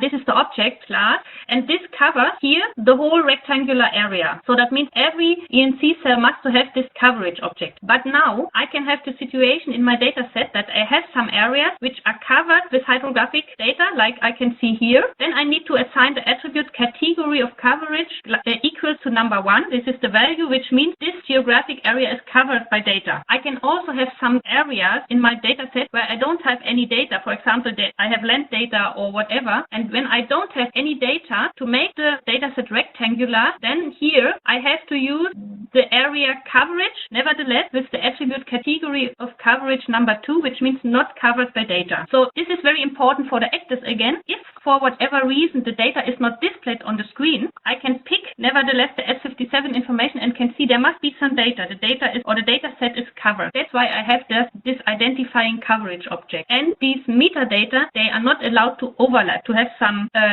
not clear information. Is the data set covered or not covered by data? And I also have an information about the quality of the data. This is here my second picture, which I also put over the whole data set. This is this one. And I can qualify whether the area, for example, has a uniform assessment of the quality of the existing data. So this is also mandatory to encode, so that I know that all surveyed data, for example, has a uniform quality. So I know they are reliable, for example, from survey. And there's also third information I have to encode. This is the navigational system, for example, ILRA or ILRB system for the chart. So those kind of meta objects have to be declared for the whole data set. And so this is the third picture is the ILRA and ILRB system. So here, this is also defined in a product specification, so that I need to set metadata, which give a general information about the whole data set, about all objects in the data set, so that I know, for example, if I see a red buoy, that I know this is my ILRA system left hand or starboard, so that the mariner on board knows exactly the navigable water here in. Okay, so cái phần này ấy thì là ba cái thông tin mà tổng quan một cái cell nó sẽ phải có ba thông tin này rất quan trọng. Thông tin thứ nhất là nó gọi là cái M coverage này. Thì M coverage nó có hai loại, một loại là category coverage của nó là 1 và một cái loại category coverage của nó là 2. Thì cái loại category ứng với 1 thì có nghĩa là cái cell này có dữ liệu, còn cái cell này là không có dữ liệu thì ứng với là cái 2. Có nghĩa là nó quy định là cái đấy nó có dữ liệu hay không, cái cell đấy, cái phần đấy có dữ liệu hay không. Cái một. Cái thứ hai là nó cái này nó liên quan đến cái quality, nghĩa là cái chất lượng của cái độ sâu dữ liệu ở trong này, thì nó cho phép mình đánh giá cái chất lượng của độ sâu trong cái hải đồ mình cung cấp. Thì nếu mà nó là theo quy định của ISO thì nó phân ra nhiều cái loại chất lượng khác nhau, thì nó sẽ có là catch 1, catch 2, catch 3, các phân loại. Thì với cái chất lượng độ sâu ở đây là catch 2, thì tương ứng với catch 2 này nó sẽ có cái quy định, ví dụ như catch 1 là anh đo bằng máy multi-beam, catch 2 là đo bằng single beam, catch 3 là dữ liệu lấy từ hải đồ cũ, catch 4 là anh số hóa lại, catch 5 là chẳng biết cái nguồn dữ liệu là gì, ví dụ như thế. Đây là quy định về chất lượng dữ liệu. Còn một cái loại thứ ba, thông tin quan trọng nữa là cái M system này. Thì cái này nó liên quan đến cái ở trên thế giới thì nó có hai cái hệ thống phao theo quy định của ILA, cái tổ chức hiệp hội đường biển quốc tế. Thì có một số nước thì nó sử dụng hệ thống A, một số sử dụng hệ thống B. Thì ví dụ hệ thống A, ví dụ như ở Việt Nam và một số nước thì khi phao luồng là bên phải, như từ lùi địa của mình, bên phải là màu gì nhỉ, màu đỏ, bên trái màu xanh. Thế nhưng mà theo quy định của một cái hệ thống, nếu trong hàng hải thì quy định khác này, có một số nơi nó lại đảo ngược lại. Thì cái này để cho phân biệt được là khi mình đi vào vùng nào thì mình biết được là phao đỏ và phao xanh nó là bên nào, tương ứng với quy định. Thì đấy là ba cái thông tin trên hải đồ điện tử, là phải có ba thông tin đấy. Như vậy nó cho phép mình đánh giá là cái này có dữ liệu hay không, chất lượng dữ liệu như thế nào, và cái phao báo hiệu là theo quy định nào, để mình biết được mình đi cho nó đúng chiều. Okay, and the other specification for ENC is the so-called skin of the earth object. That means if I have my rectangular cell, or if I have my ENC, I have to fully cover at the beginning all areas where I have data in, where I have spatial objects in, with the so-called skin of the earth object. That means I fully need to cover my ENC data set with objects of the type depth area, of the type dredge area, of the type floating dock, of the type land area, pontoon, or even unsurveyed area. That means if I place, for example, a buoy, I have to have a depth area underneath. If I place, for example, a building on land, then I have to have land area underneath. If I place a river which is not navigable, I have to place land area underneath. So that means the structure is wherever I pick in my data set on every position, I need to have one of these group 1 object underneath. For example, we can go here into our data set from the ENC designer, and I can zoom out here. So for example, can you see here, just a second, I show you, can you see here the city Bremerhaven? A little bit small. It's very small. Okay, then I zoom in a bit, just a second. So is it better now to see? We can see the area but cannot see the text. Okay, here the name is Bremerhaven. This is okay. Okay, so you see now here I have my river, the light blue color, and then the brown color is the city of Bremerhaven. So if I pick here inside the city of Bremerhaven, I open the object information here. Just a second. What is it here? So no, just a second. Here. So if I pick here, for example, to the name Bremerhaven, I can get here the left side the list of all objects with also on this picked position in the dataset. The first one is my built-up area Bremerhaven. Can you see it here? It's very small. the font size is very small. Very small. We cannot see. Yeah. I cannot increase it. I cannot increase the font size here. Let me see if I can do here a bit on the minimum on the screen to increase a bit the font size, but I don't know whether it tells you. So I can apply. Here you see the city, but I cannot increase the font size in the object information. So the information is just the point. If I pick here into Bremerhaven, I must minimum have 3 objects on this position. The first object is the city of Bremerhaven, the brown color. The second object underneath of Bremerhaven is the land area, because this is my skin of the earth object. This is the group 1 object. And the third option I minimum have on this position is the coverage object, the meter object. This covers the whole cell, that this is covered by data, this area. So that means I have the construction S57 ENCs that those kind of objects, that area, dredged area, floating dock, etc., must always be covered the complete cell. I draw you one. You see, this is our cell, yeah? Can you see the annotation? Yes. You see the drawing? Okay. Yes, you see the drawing. Okay, then I try, for example, here, this is my depth area, yeah? Yeah. On the right hand, I have my land area here. So what I have to do, I have to encode this complete area here with the, I mark it yellow, with the object class depth area, this one, and I have to encode the other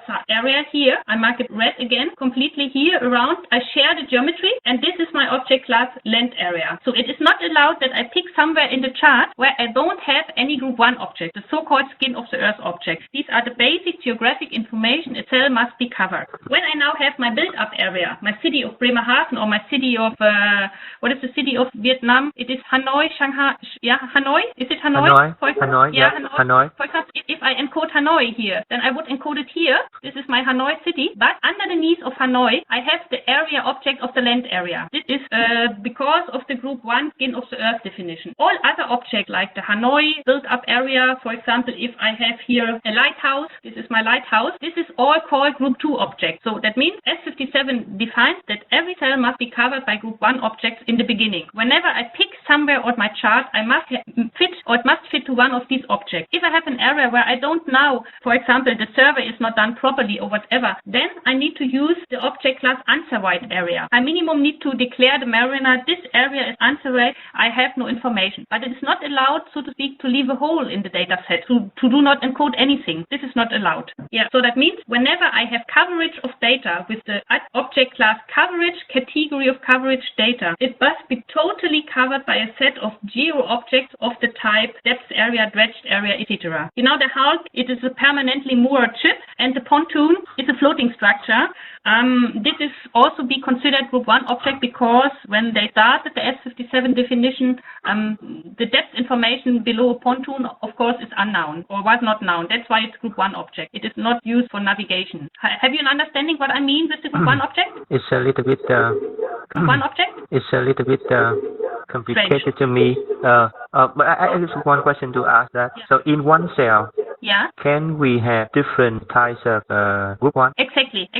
The idea is I have my one cell. Yeah. For example, imagine you want to encode the approach of Hanoi Harbor. So if you see on the map, you have certainly the water area, yeah, and you may have some port constructions or whatever, which is already the land area. So if I define my rectangle area here, then I need to first say water area, land area, probably a pontoon is in, a floating dock is in. And on top of these area objects, I can define, for example, a buoy, other objects like a lighthouse, like a chimney, like the build-up area. But below, I need to have these group 1 objects. And group 1 object cannot be overlapped, and it needs to be smooth. It needs to be continuously. Exactly. Okay. This is what we talked about, the shared geometry. For example, I use my dividing line between land and water, for example, to define one group 1 object depth area and to define the other group 1 object land area. And this is anyway mandatory because of the skin of the earth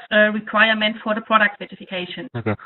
Let me explain a little bit. Trong cái phần này thì ngoài cái thông tin vừa nãy ấy, thì nó có trong một cell, trong một cái ô hải đồ điện tử thì nó có quy định là có cái nhóm thứ nhất là cái nhóm key nằm dưới, có nghĩa là cái nhóm dữ liệu lẻ. Cái này bắt buộc phải có. Thì cái dữ liệu nền này đối với hải đồ điện tử thì nó không giống như hải đồ điện tử, hải đồ theo kiểu hải đồ số như kiểu các cái dữ liệu như trong ArcGIS hay là trong CAD. Trong này ấy thì là nó chỉ có một lớp dữ liệu gọi là skin observer thôi. Ví dụ như dữ liệu ví dụ một cái mình bấm vào chỗ này là đây là khu nước của cảng, thì nó chỉ là khu nước của cảng đấy, nó chỉ không thể là một cái gì khác được. Cái chỗ này là luồng vào thì chỉ là luồng thôi, không thể một cái khác chồng lấn lên được. Thì có nghĩa là nếu mà khu nước của cảng thì mình phải tách riêng ra, là đây là luồng thì đây là khu nước của cảng, đây là vùng biển, đây là cảng, đây là các cái vùng khác nhau bằng theo cái cách này. Khu nước này, khu vực nạo vét này, khu vực đậu tàu này, rồi là khu vực đất trên bờ này, rồi là các cái khu vực kể cả cái khu vực mà chưa được khảo sát, rồi cả đến cái gọi là chỗ đỗ bông tông. Thì cái này cũng hơi khó hiểu tí, không hiểu là cái này là chỗ đỗ bông tông hay là cái bông tông. Thế nhưng mà đại loại là ở chỗ này thì có thể hiểu được là mỗi một vùng thì chỉ có thể là một dạng dữ liệu nền thôi, chứ không được chồng lớp lên nhau. Thì đấy là cái cách mà hải đồ điện tử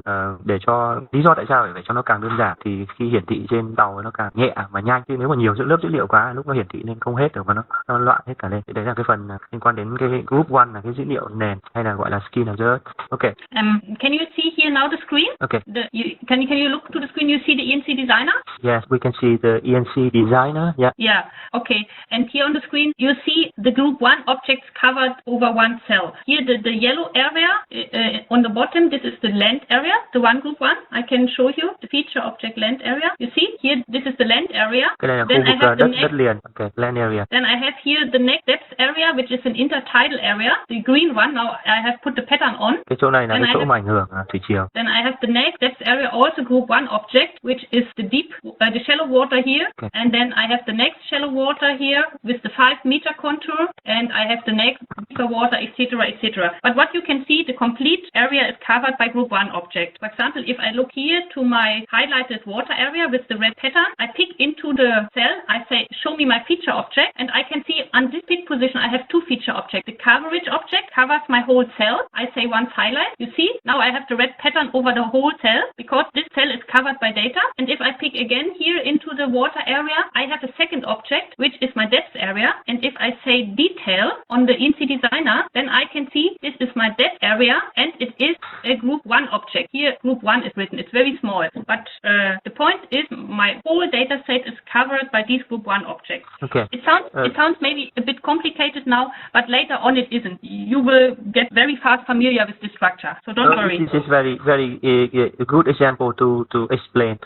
Cái này là một cái ví dụ để giải thích cho cái vừa nãy. Nghĩa là đây là dữ liệu nền, còn cái file này nó sẽ là một cái dữ liệu nằm lên trên nền dữ liệu nền. Thì dữ liệu nền thì chỉ có thể là một loại thôi. Ví dụ đây là đất này, sau đến là cái khu vực ảnh hưởng của thủy triều này, cái biên độ cái phần nước ảnh hưởng thủy triều, sau đến là khu vực nước nông này, khu vực mực nước mà nông hơn 5 mét, cái đường đằng sâu 5 mét này, khu vực nước sâu hơn này và khu vực nước sâu hơn này, nó phân theo từng khu vực và lưu vực. Thì cái đấy là cái dữ liệu nền là như thế. Có nghĩa là nó phân tách ra kiểu như thế theo từng vùng một. Thì đây là cái ví dụ rất là dễ hiểu để giải thích cho cái đấy.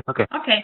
So when we remember, so now we have this group 1 object construction, and what you can here see very well, I zoom in a bit to the area where we share the yellow area is the land area, the green is the intertidal area, so to speak the first water. I now switch to another view mode, and can you see here the yellow line which I highlight to red? Yes. Yeah, this line is at least, I can look to my spatial object, I see it is an edge, VE is the abbreviation for edge, and then I see say linked features, and on this edge I have linked 3 feature objects for S57. The coastline, this is the line, the land area, and the depth area. This is the shared geometry we talked about coming from the data model. So that means S57 just needs this one spatial object, the edge, to link the feature object land area, which is the brown area, to link the feature object depth area, which is the green, and to use the coastline also. This is the line representation you only see here in geometry mode. This is the very gray, very light gray line. So you see the ENC designer is reflecting exactly the data model of S57, and in this cell you can clearly see the group 1 specification. So if I want,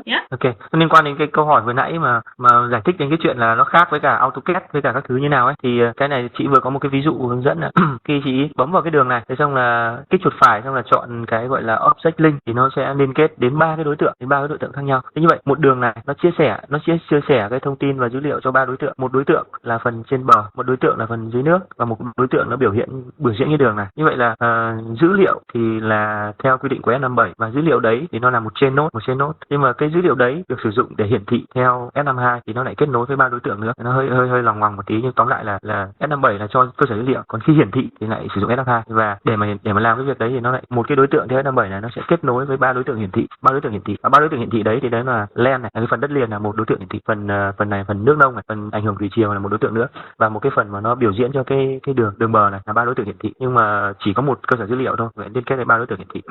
Okay, so this is the group 1 specification. So that means also all other feature objects, like our build-up area, like a buoy, like any other areas you encode, for example, or point object, they will be assigned to group 2 objects in S57. This is encoded in the data set. You must not set this group 1 or group 2 identifier. This is done automatically. But if you don't do it properly, for example, if group 1 objects overlap, cross each other, or if there are some holes in your data set, then the ENC analyzer and the ENC optimizer will point you an error when you run data validation. So this is automatically checked in the software.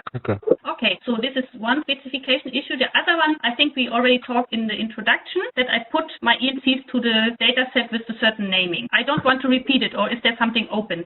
No. Yeah? Okay, so, but now also S57 product specification defines how do I have to pack my data for data transfer. As I said, S57 is a transfer standard. So, and I have minimum to pack the data together into a so-called S57 exchange set. So you must, like if you send a parcel from your home to your friend, for example, you have certain rules how to pack the parcel. Yeah, you know, you need the cartoon, and you need to write an address and things like that to send it out. And the same is valid for ENCs. That means for data transfer, I need to put my small cell with the geographic area into a so-called exchange set. And I have minimum 2 types of files I have to pack into an exchange set. A so-called data set file. This is our cell, for example, the port of Hanoi or whatever, or a small river area. And the other file is the so-called catalog file. The catalog file is the table of content of my exchange set. That means, for example, if I put my river file in my exchange set, then I can see in the table of content, okay, a river file is in my package, so that the data receiver knows if he really received everything which should be intentionally in my exchange set. And I can also put optionally a so-called README file where you can put some administrative information in, for example, from your office or some navigational information. This is up to you. But the basic structure is that I have a root directory for packaging, which is called ENC root. You can see it here on the screen. I have my catalog file, catalog.031. 031 stands for the S57 version. I have my data set. In this example, GB for British Hydrographic Office. 5 is the usage and the individual cell code. .00. This is a base file, not an update file. And then I have the README file. This data packaging is supported by the ENC Manager, which is part of the ENC Designer. But you have to now, if you want to distribute data or if you want to make them ready for data transfer to other users, then you have to use this S57 exchange set structure. So that I just want to ask that if we want to exchange, you have to export to this data and import to other data, not directly export to other data format. We need to somehow because, like that. Yeah, if you work with the ENC Designer, for example, as we said, the S57 is a transfer format. I can only use it for data transfer. If I work with ENC Designer, then I have to use a system electronic navigational chart format.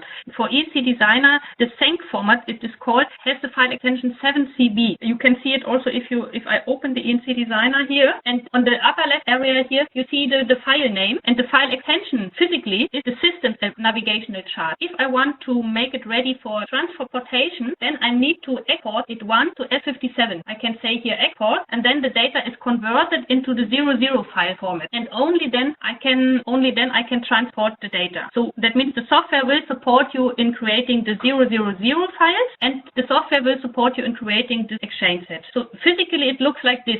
You can have a directory on your machine. It is called ENC root, and below you have all the data set. I mark you the data set. Here all these GB, these are the data set. I can also have some text files and some picture files which are referenced inside the data files. Then I have my catalog file, the table of content, and if I like like optional a README file. Okay. So that means, these are the declarations for such an exchange set. The data file, the catalog file, optionally text and picture files, and a README. Okay. Thì cái này nó là cái phần liên quan đến cái định dạng để chuyển đổi dữ liệu. Ví dụ khi mình có một cái mình sử dụng cái ENC Designer là một cái phần mềm hiển thị và biên tập dữ liệu.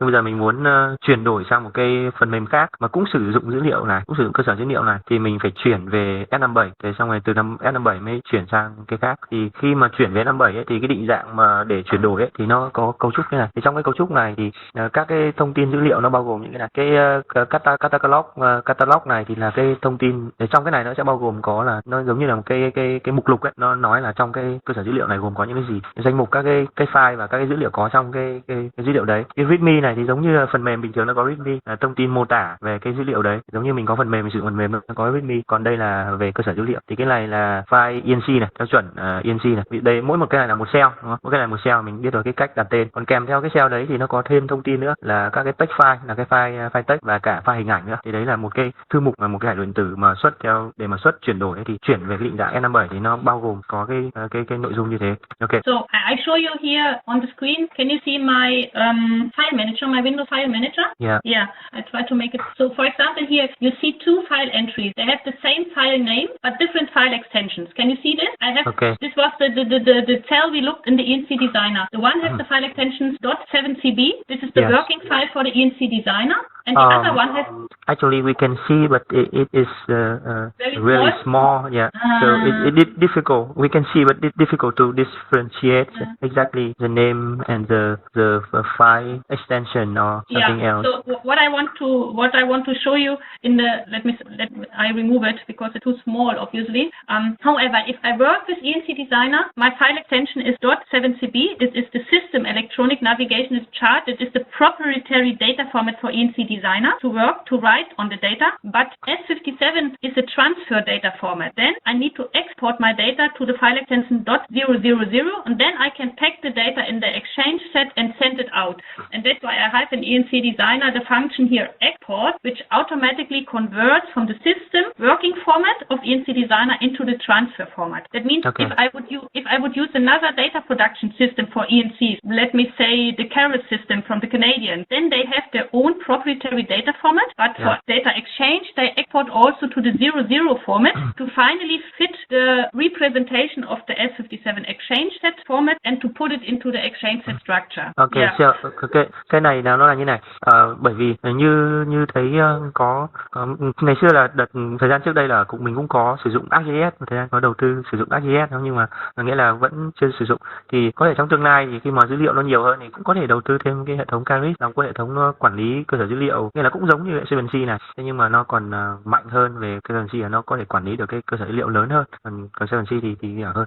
Thì cái cái quy định mà S57 này nó có tác dụng như nào? Nghĩa là dữ liệu mà dùng ở trên S7C thì nó không phải theo cái định dạng này, mà có thể nó chỉ là một file thôi. Thế nhưng nếu mà mình bây giờ muốn chuyển sang dùng với ArcGIS hoặc là mình muốn chuyển sang dùng với cả Caris thì mình phải xuất từ S7C sang cái định dạng này, thế xong rồi định dạng này là một cái định dạng chung để chuyển đổi. Xong từ định dạng này nó mới import vào các cái phần mềm biên tập hải đồ hoặc biên tập hải đồ điện tử khác. Thì cái này bản chất nó chỉ là như thế thôi, nó chỉ là một cái định dạng trung gian chuẩn để chuyển đổi thôi. Thế còn mỗi một phần mềm biên tập, mỗi một nhà sản xuất hải đồ điện tử nó lại có một cái cách quản lý riêng. Thì vừa nãy nhìn trong cái thư mục của chị ấy thì nó chỉ có 2 file thôi, nhưng mà theo quy định của S57 thì nếu mà cái định dạng chuyển đổi nó có rất nhiều file. Như vậy là theo quản lý của 7C nó đơn giản hơn. Thế nhưng mà nếu mà để mà phân phối sản phẩm, để mà chuyển đổi rồi là trao đổi dữ liệu giữa các cái cơ quan khác nhau, giữa các phần mềm khác nhau thì phải chuyển về S57, định dạng chuẩn S57, thế thôi.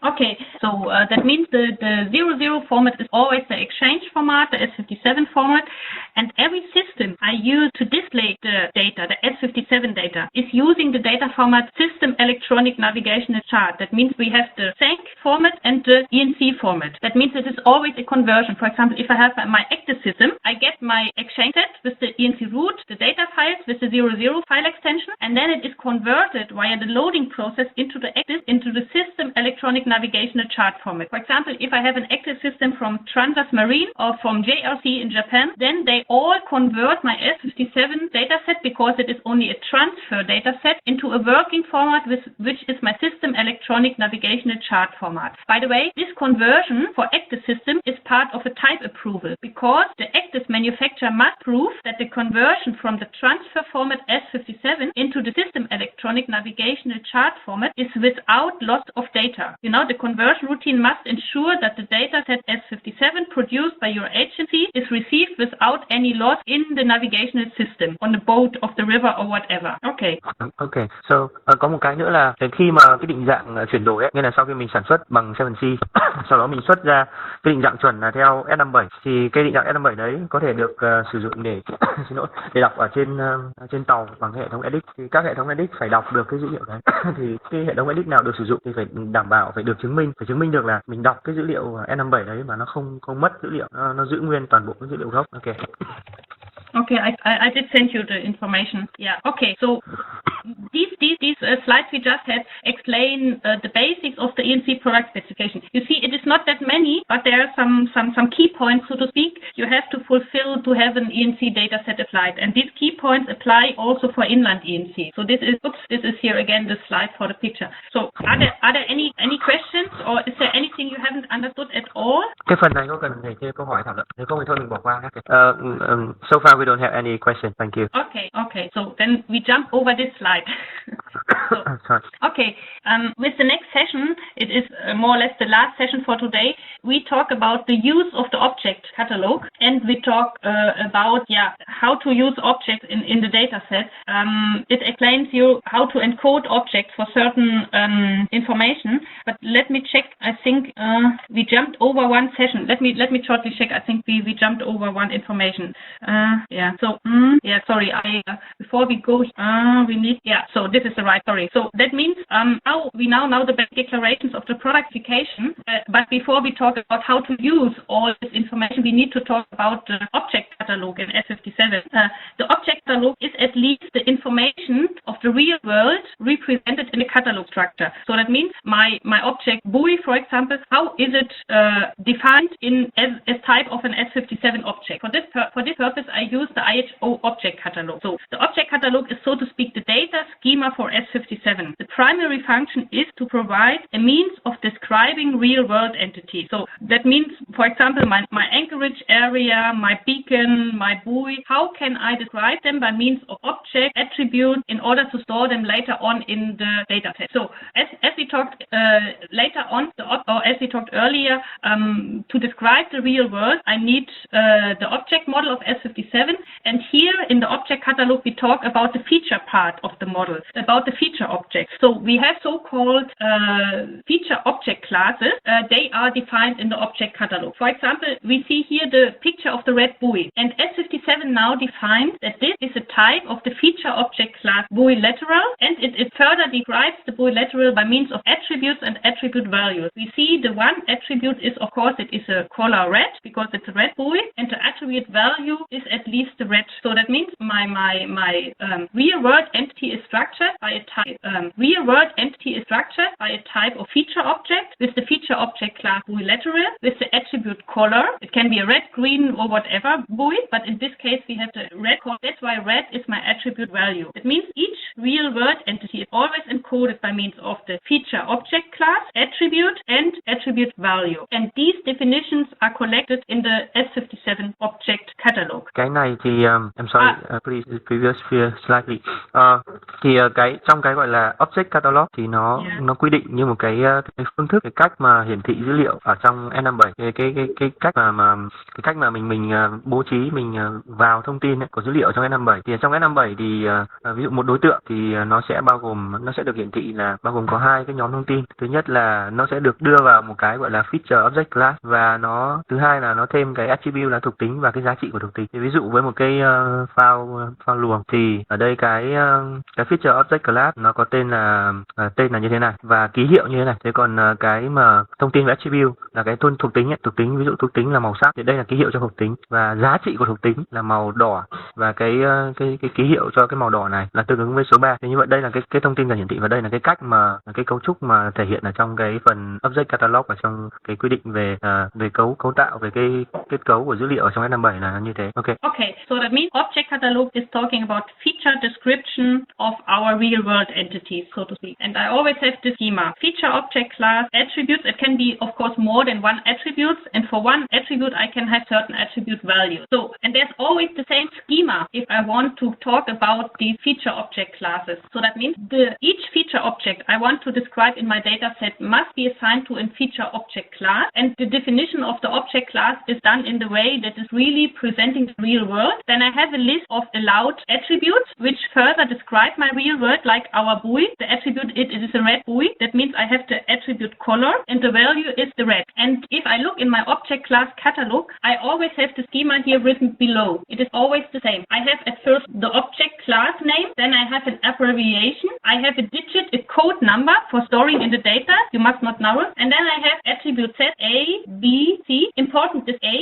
Attribute set A is defining the mandatory object class attributes, and attributes B and C some conditional attributes. And then the object catalog gives the definition of the real world entity. That means what it really means. For example, buoy or whatever. And then you get some references and remarks. So if we look, I put you the next slide for translation. It's easier, okay? So that means if you open S57, it looks like this. I have a geographic object class. Again, our buoy. Here I can see what is a buoy in the real world. What does it mean? For example, it is a floating object moored to the bottom in a particular place, etc. Then I have a so-called acronym, which is the abbreviation of this name. This is very important. This is later on used in the data encoding. And then I have an attribute set A, B, C. Here, for example, in the attribute set A, this is the most important information. Further describe the object. For example, the shape of the buoy, the category of lateral mark, right hand, left hand, the color of the buoy, red, green, white, red, the color pattern, or for example, the object name. So that means by means of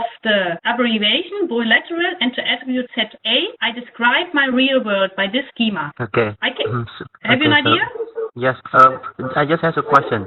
That's so the object catalog will define the feature part of an object, not the spatial part of that object. No. The object catalog. So one object, for example, I have 2 points, so they will have the same feature object, feature information, feature class, but they have different spatial class. Exactly. Like in the real world, if you go to your river, you have the left hand lateral mark and the starboard lateral mark. Let me say starboard and backboard lateral mark. So that means you have 2 different spatial objects, these isolated nodes, and now on top you take the one isolated node and say, this is my lateral buoy. It is starboard, so to speak, green colored, and it has a name. It means lateral buoy number 1. I get the idea. You get the idea? Okay. So but my other buoy, let me finish. My other buoy on the backboard side can have the same object class because it is also a lateral buoy, but has a different color. So I have 2 objects using the same object class, having different attributes, but at least the schema is applied the same. Have you an idea? Okay. Yeah. So later on, when we define a buoy, we need to input that this information. Yeah. So and like other objects as well, I have to follow this. Yeah, exactly. But you don't need to have it in your mind. If we go here to the ENC designer, back to our cell here, I remove just a second. I remove all my drawings here. Yeah. So just a second. So can you see here the small buoy? Yeah. Yeah. I cannot enlarge it. So yeah, we can see that. Yeah. Yeah. So and now I have this spatial object, my point, my isolated node, and then the ENC designer gives you a so-called object editor, which completely stores the S57 object catalog. So for example, I search for the abbreviation buoy lateral, B-O-Y-L-A-T, and then I say enter, and suddenly you see the window is turning here to another GUI, and I see exactly all my allowed attributes and attribute values. For example, if we go here to the color, then you see I have colors for S57, white, black, red, green, yellow, and then I can select what I want to describe. So that means you must not save all these definitions in your mind or whatever. This is impossible. The ENC designer copies you the S57 object catalog catalog into its GUI, and you retrieve the information from the ENC designer when you produce data. Yes, so let me explain shortly. Yeah, right. Okay, so cái này là cái phần như theo quan điểm vừa nãy đấy, như là một đối tượng ngoài thực tế thì sẽ được biểu diễn ở trong phần cơ sở dữ liệu. Nó sẽ làm hai phần, một phần là dữ liệu không gian là tọa độ của nó, và hai là dữ liệu thuộc tính. Thì dữ liệu không gian thì rất đơn giản, dữ liệu không gian thì chỉ là vị trí của nó thôi. Đấy, nhưng mà thuộc tính thì rất nhiều. Thì cái phần object catalog ở trong S57 là nó quy định về thuộc tính. Ví dụ một cái file nhé, thì về dữ liệu không gian cho một cái file thì chỉ là một vị trí của cái file lập nữa. Thế nhưng mà thuộc tính là thông tin cho cái file thì rất nhiều thông tin, và cái object catalog này nó là quy định cho một cái file. Thì có thể đối tượng khác này nó quy định, nhưng mà trong này nó quy định tất cả những cái đối tượng mà ở trên hải đồ là cần phải có những thông tin gì trong đấy. Thì ví dụ một cái thông tin ở trong này, một đối tượng thì cần những thông tin gì, thì nó sẽ có thông tin thứ nhất là object class này, thì là tên là gì, là chủng loại làm gì này, rồi là tên đầy đủ, xong rồi là viết tắt là như thế nào này, xong rồi đến ba nhóm thông tin, nó sẽ sau đấy có 3 nhóm thông tin. Thì cái nhóm A này là thông tin bắt buộc, là nó có nhiều thông tin, ví dụ như là những cái thông tin đây, cái màu sắc này, nhiều những cái ký hiệu này. Thì sau này khi mà đi vào phần mềm ấy thì mình sẽ biết được chi tiết là từng cái này nó là cái gì đấy, nhưng mà tóm lại là những thông tin này là bắt buộc là phải có. Còn cái nhóm thông tin B và thông tin C này thì có thể có cũng được, có thể không có cũng được. Nó có thể ví dụ như là những cái gì ở bên dưới này, những cái viết tắt này không biết nó là cái gì, nhưng đại loại là có nhiều thông tin và nhóm thông tin bắt buộc phải có, và nhóm thông tin không cần phải có cũng được, và nhiều cái thông tin khác liên quan đến hải đồ điện tử. Thế như vậy là cái object tóm lại là để cần hiểu đơn giản là object catalog này nó chỉ dùng để định nghĩa những cái thông tin cần có của một đối tượng. Thế còn về thông tin về thuộc tính, thế còn vị trí ở đâu thì về thông tin về không gian thì đơn giản như thế thôi. Thế nhưng mà đây là trong quy định trong S57 nó rất là dài dòng thế này, nhưng mình cũng cần phải nhớ này, ra mình không cần phải nhớ, mình chỉ biết là như thế thôi. Chứ còn khi mà dùng với 7C này thì nó có công cụ là ENC Designer. Thì trong công cụ ENC Designer đấy thì khi mình tạo một cái đối tượng này thì nó sẽ tự động cho phép mình nhập những cái thông tin cần thiết này vào. Thì mình chỉ cần bấm chuột và chọn lựa thôi. Nếu mà mình thiếu thông tin nào thì nó sẽ có cái cơ chế nó nhắc nhở mình cần bổ sung thông tin, ví dụ như thế. Đấy thì đấy là cái phần mà liên quan đến object catalog này. Thì tóm lại nó chỉ như thế thôi. So this is always the structure. So you see your spatial object, the point, for example, the node, and you decide which object class to form your individual object. And by using the attribute set number A, you can define the individual characteristics of the object. For our buoy, it must have a color. The color must be specified red or green, for example. This attribute set number B, I point you also in the chat what the attribute set A, B, C are defined. Can you see this? Okay. Chị bổ sung thêm là trong cái phần chat này, trong phần chat ấy là nó sẽ có thêm thông tin về các cái nội dung liên quan đến chi tiết nè. Trong cái nhóm thông tin A này, cái thông tin thuộc tính A này, thông tin bắt buộc này thì bao gồm những cái gì? Nhóm thông tin B bao gồm gì? Thông tin C bao gồm gì? Okay. Yeah. So later on you get coding help, and also ENC Designer will help you to set all these individual information. But you see, we verify structure, real-world entities to this model or to this level of information. To understand, we have a feature, it is a buoy, and to further describe it by means of attributes and attribute values. So the system is always the same. This was the object class for the object class definition, and we have also the other catalog. This is the attribute catalog. So it further describes the allowed attributes in S57 and the allowed values. So that means, for example, if we go back to our buoy, one attribute was the color. The color attribute I can also use for other objects, for example, for buildings, for lighthouses, and this is defined in this chapter 2 in S57 attribute catalog. So that means this is the further detailed description of objects, and I have a list of allowed objects for each object class, and I also get, of course, in the attribute catalog the definition of the meaning, what means the color, for example, and then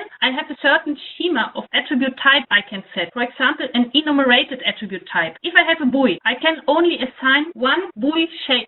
One buoy shape. For example, here, this is meaning buoy shape, the attribute, and the buoy shape can only be enumerated. That means I must have assigned one value only. A buoy shape can only be a pillar buoy, a star buoy, or an eye buoy, whatever. But it is unique. With the color attribute, it is suddenly different. With the color attribute, it's a list type. I can, of course, have a buoy which has more than 2 colors. For example, a safe water buoy can have a red color, and it can also have the white color. So that means I have some attribute type, like floating type, then I need to enter a value. For example, the value of a depth contour. I need to enter a value, 5 meters, 10 meters, 20 meters. Or I have an attribute value which is required to enter an integer value. In this case, it's a scale value. I explain later. But the essential of the attributes catalog is that they further describe all real-world entities by means of color, shape, depth values, etc. And you can have certain schema for the attribute. For some attributes, I must decide for the enumerated attributes, I can only enter one value to clearly define the object. For some attributes, I can select more than one, for color, for example. For some attributes, I need to enter a value in the system. The system don't know the depth information. You need to enter the specific value, for example, of a depth contour. So this is the schema for the attributes. I post you again the description, okay? Yes.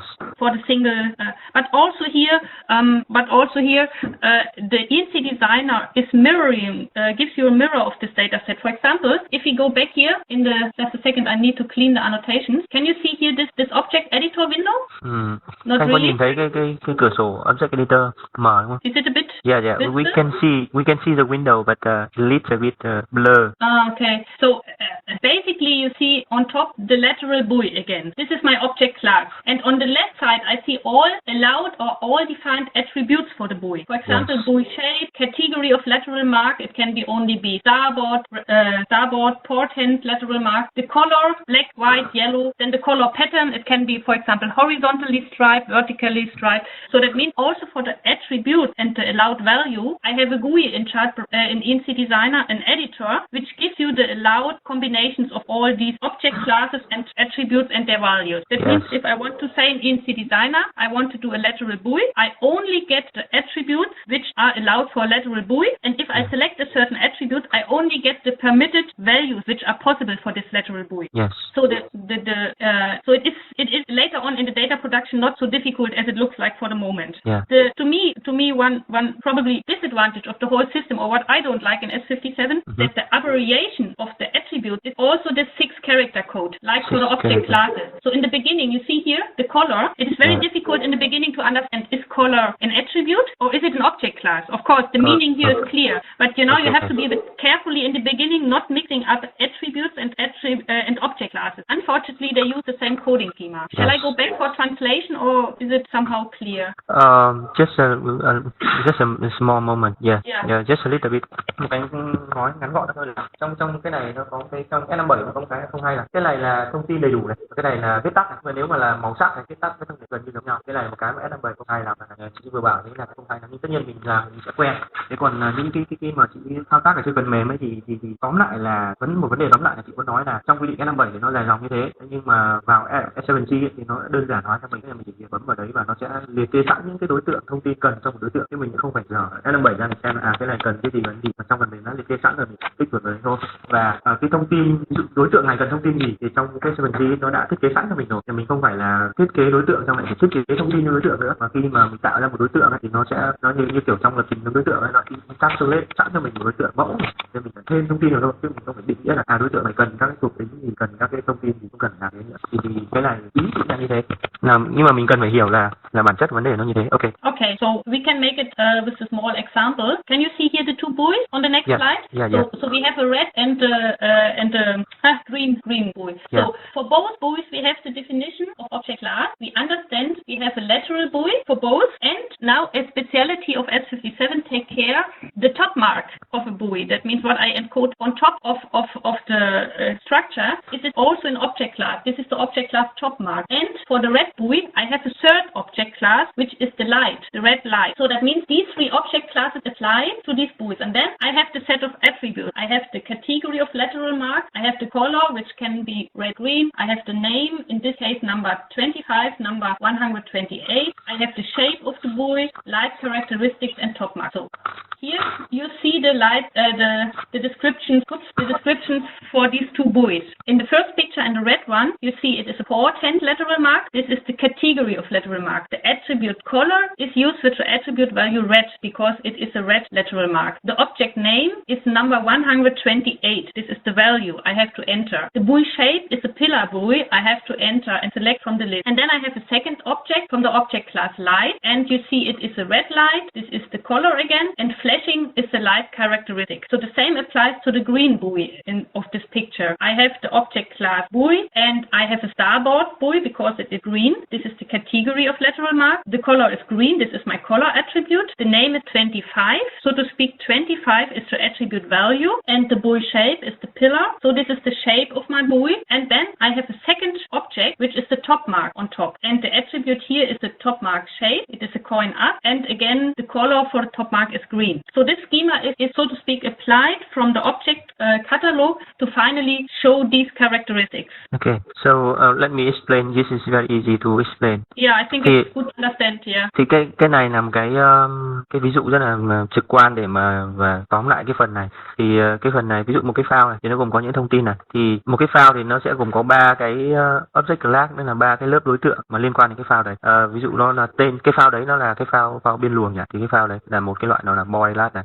Thế xong rồi một cái đối tượng mà hiển thị nữa liên quan đến cái file đấy là cái top mark, có nghĩa là ký hiệu của cái phần trên cái top mark theo cái dấu hiệu đỉnh của cái file đấy. Thế xong rồi đến ánh sáng của cái file đấy là gì? Đấy là 3 đối tượng liên quan đến cái đối tượng hiển thị. Tiếp theo là thuộc tính thì nó rất nhiều, thông tin của cái file đấy rất nhiều, là loại nào này, màu sắc là gì, tên là gì, hình dáng là gì, đặc tính ánh sáng là gì, rồi là cái dấu hiệu đỉnh, cái hình dáng của dấu hiệu đỉnh nó như thế nào. Đấy thì đấy là về các cái thuộc tính có thể thiết lập. Thế còn chi tiết thì mỗi một cái file này thì mình sẽ có thể lựa chọn là ví dụ như là hình dáng là gì thì mình dựa vào nó có một cái này là cái loại hình dáng này. Thế xong rồi là màu sắc thì mình có thể chọn màu sắc của nó là màu đỏ, cái này màu tương ứng màu xanh.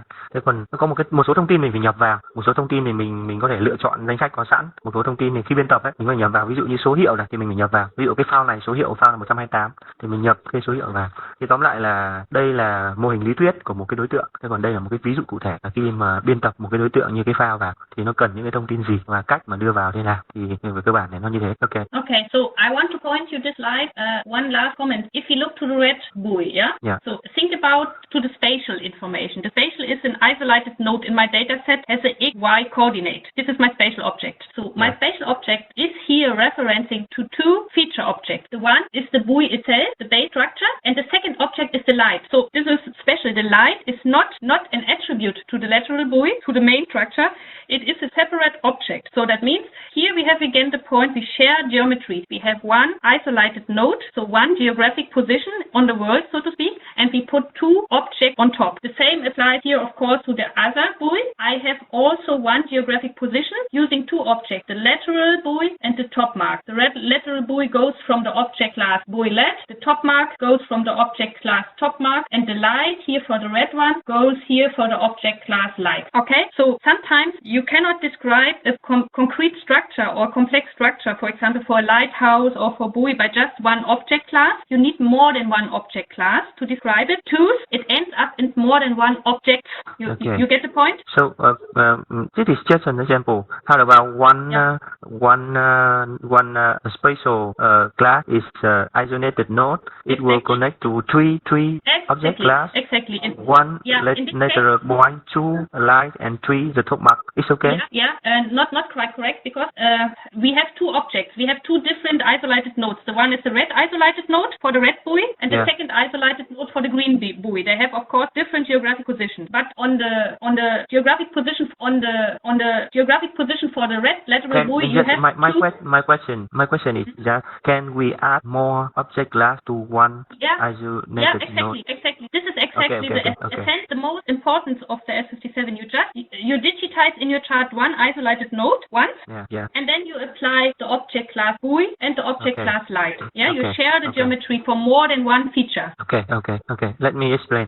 Nghĩa là bây giờ quy trình nó sẽ là như này. Nghĩa là khi mình biên tập ấy, thì đầu tiên là mình vẽ một cái điểm này và một cái vị trí. Cái vị trí này biểu diễn cái file này. Đấy thì lúc đấy mới chỉ là theo S57. Thế nhưng mà cái đấy sau khi có điểm ấy rồi, mình sẽ phải thiết lập thông tin hiển thị trên hải đồ thế nào, trên hải đồ điện tử thế nào. Thì mình sẽ phải gán cái điểm đấy với 3, có thể 2 hoặc là 3 cái gọi là 3 object class hay là lớp đối tượng. Thì một cái điểm này có thể gán với hơn một đối tượng, có thể mình gán 2 đến 3 cũng được. Trong trường hợp ví dụ này là gán 2 nhưng mình có thể gán 3. Ví dụ như đối tượng này thì mặc dù là một điểm isolated node, nó được gán với cả một cái object class là cái file, và cái object class thứ hai là ánh sáng. Đấy, nhưng mà cũng một cái điểm này là một điểm isolated node, nó được gán với cả cái file và nó được gán với cả cái dấu hiệu đỉnh. Nhưng mà có thể mình sẽ tạo ra một cái file thứ ba và mình gán một cái điểm isolated node thứ ba, có là một điểm ấy, mình có thể gán với cái file, mình có gán với ánh sáng và mình có thể gán đồng thời với cả dấu hiệu đỉnh. Có nghĩa là mình có thể từ một điểm mình vẽ xong rồi mình có thể thêm các cái thông tin, thêm cái thuộc tính, thêm cái đối tượng mà nó liên kết với cả đối tượng hiển thị mà nó liên kết với cả cái cơ sở dữ liệu điểm là cái điểm đấy. Thì đấy là cái cách mà quy trình mình làm là như thế. Okay.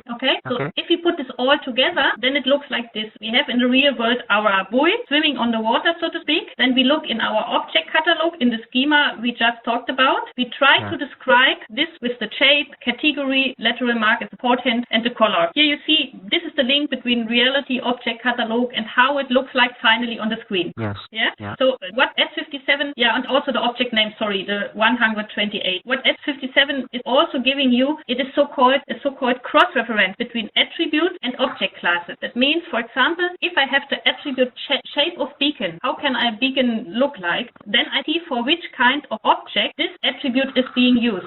For cardinal beacons, isolated danger beacons, lateral beacons, safe water beacons, beacon special purpose. So that means in S57 you get also this cross-references helping you a bit to see which attribute is used for which object class. But as I said, you don't need to save it for yourself. It is already encoded in the ENC designer. So you cannot mismatch. If you create a certain object with a certain object class, you can only select the allowed attributes for this object class. So you cannot cross-mix it, so to speak. This does not work. So the software is preventing you. However, the standard has such a list which is called Appendix A, Annex B, Attribute Object Class Clause Reference. Just to mention, it's not so important, but you should know. Okay. Do you have this S57 paper? I think we can download it from ISL shop website. Yeah, exactly. Would you like to translate or just we jump to the next one? I think we don't need to translate this one. No, it's just for information purposes. I would suggest this is the last slide for today. Okay. Let me ask. Yes. Yeah. Nghĩa là cái slide này sẽ là slide cuối cùng. Thì có thể ok tiếp tục cái nốt slide này hay là dừng rồi. Okay, it's a little bit late now because as we planned it's 5:30.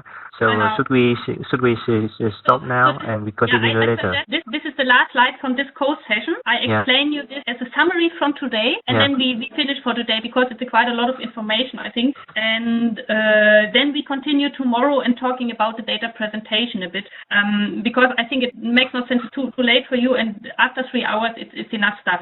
However, what we learned today is more or less put on this one slide. That means we have our real world. We put it into a model reality. It is the hydrographic point of view. And we use for this model reality the S57 object class, which ends up that we separate the lighthouse into a landmark and the light. That means we have two objects suddenly, the landmark and the light. So then the theoretical data model categorized the lighthouse in two feature objects, as I said, landmark and light, and one spatial object, which is the isolated node. And this information will be saved in the S57 data structure. Yeah, that means suddenly from my feature object, I get the feature record. It's just a number. From my spatial object, I get the spatial record. It is just a number with the geographic coordinate, so that I can put it in the data structure, in a file structure, in a physical file structure. But the data structure itself cannot be translated directly from one computer to another computer. And that's why to allow the structure to be transported, so to speak, I have to encapsulate it for physical data transfer standards. And here I use the ISO 802011 to finally have a data set encapsulated for data transportation. So this is more or less the essence or the basic of the whole S57 summary, so to speak. This is what we want to do. We want to put hydrographic world into physical data structure, to send it on board to every vessel. It should carry always the same characteristics of information. It should always have non-ambiguous information in. That's why we use the catalog. So, you can only encode based on the catalog. You cannot do any ambiguous structure. It will not work because the catalog restricts you to certain object classes, attributes you have to apply. So you can never say, for example, a lateral buoy is violet or a lateral buoy is orange. It will not work. So this is, more or less the summary of today. Okay. Would be all from my side for today. Okay, thank you. So then I would say we start tomorrow 1 hour earlier, and I will also export you my descriptions. I have some notes for some slides so that you get them for later review. Okay. And tomorrow we try our best to continue. So we are not so bad in the schedule. We just missed one chapter today. It is regarding the data structure. It is not so important. Yes. And we also missed a bit how to encode the data, this chapter. This is something we have to continue for tomorrow. Okay. But it is as it is. So I hope the schema is okay for you, how I did it. So Yeah, I usually this is don't. a skip. Yeah, please continue your Yeah, talk. I usually don't do any trainings anymore. I did it before my son was born, which is 10 years ago. So I hope you could work with it. Usually Violetta is doing it. She is much more professional, but I hope you understand the basics of the whole scheme. So, and also we recorded the meeting. You should be able to replay. Just one more point. The scheme we work today is, I think it's quite good for us. Now we get familiar with the way that you present, and I just translate shortly to get the idea, and we continue. And if something we feel familiar with and something we feel okay, we will pass it and skip it. But just one comment that the computer you show it, the slide is okay, but the software, like when you show the ENC designer, the font size and the icon is quite small, so we cannot see. So please change the computer resolution or somehow next time. Yeah, I need to check whether I can really do so that I change the resolution here. I already recognized that you have problems with it. I will check it, what I can do here, because it is the same monitor for both, for the software and also for the slides. So I don't know why it is so bad for the software. But I check. Maybe, I don't know. The problem is in ENC Designer itself, I cannot increase the font color. This will not work. So for the menus, for example. But I check how we can do it better. Yeah, I try for tomorrow to improve somehow this. I don't know why it is so bad. Okay, so just one small comment like that, because we can still can see, but it's a little bit difficult, especially when for the next section that we will follow you and do ourselves with follow and your action and do with software. It may be a little bit difficult. Yeah, I check. I actually don't know why you can see it so badly, because as I said, I think screen. But maybe you can change your screen resolution. Yeah, I try. Just to make the font size smaller, bigger. Bigger, bigger. Yeah, I try to. So okay, I try to improve it for tomorrow. Yeah. Okay. Then I would say we finish the session for today. Yeah, we finished today. So on behalf of the participant team, I would like to thank you very much for the first webinar lesson today. Thank you too for listening to me. I hope you learned a bit. So it is a bit more difficult if you do it online, because you don't see the mimic of the people, what I really think. So it's easier if you sit in one room, then you can look into the eyes and see, oh God, they don't understand. So we are in one room. We are in one room. Yeah, I know. So at least you have the chance to follow up your colleagues, and please ask them whenever they have a question or they simply don't understand. Let us stop. Yeah, then they advise them. They should simply raise a hand to you and to say, I have a question. I think this is the only way we get it somehow managed. I mean, even the course, even you do this course, you will recognize if you start working with it, the trouble will come. So you need to get into the topic by doing things. This is just theory, but it is part of the training. So the real world is much more complex than theory. So it is the same in S57 world. Okay, then we finish for today. Okay, we finish for today. Thank you. Yeah. Danilo, is there something you need to add? Willst du uns die E-Mail mit neue Uhrzeit schicken? Yeah, I will send you the new timing for tomorrow. It is for you, unfortunately, much earlier. No, kein Problem für mich. Yeah, but we need to follow somehow it has to fit to every time zone, and you have certainly the worst place in the game, I know. Ich hoffe, deine E-Mail heute mit der neuen Uhrzeit morgen. Yeah, no problem. I will do so. Yeah. Okay, then I finish. I try to get the recording saved and to send it to Ishin and to you, and then we will meet tomorrow again. Okay? Okay. Have a nice for you, Danilo, and for you a nice evening in Vietnam, and relax from this course. Okay. Bye bye. Okay. Bye bye. Thank you. Bye. Có khi mình cái gì không vấn đề gì cả.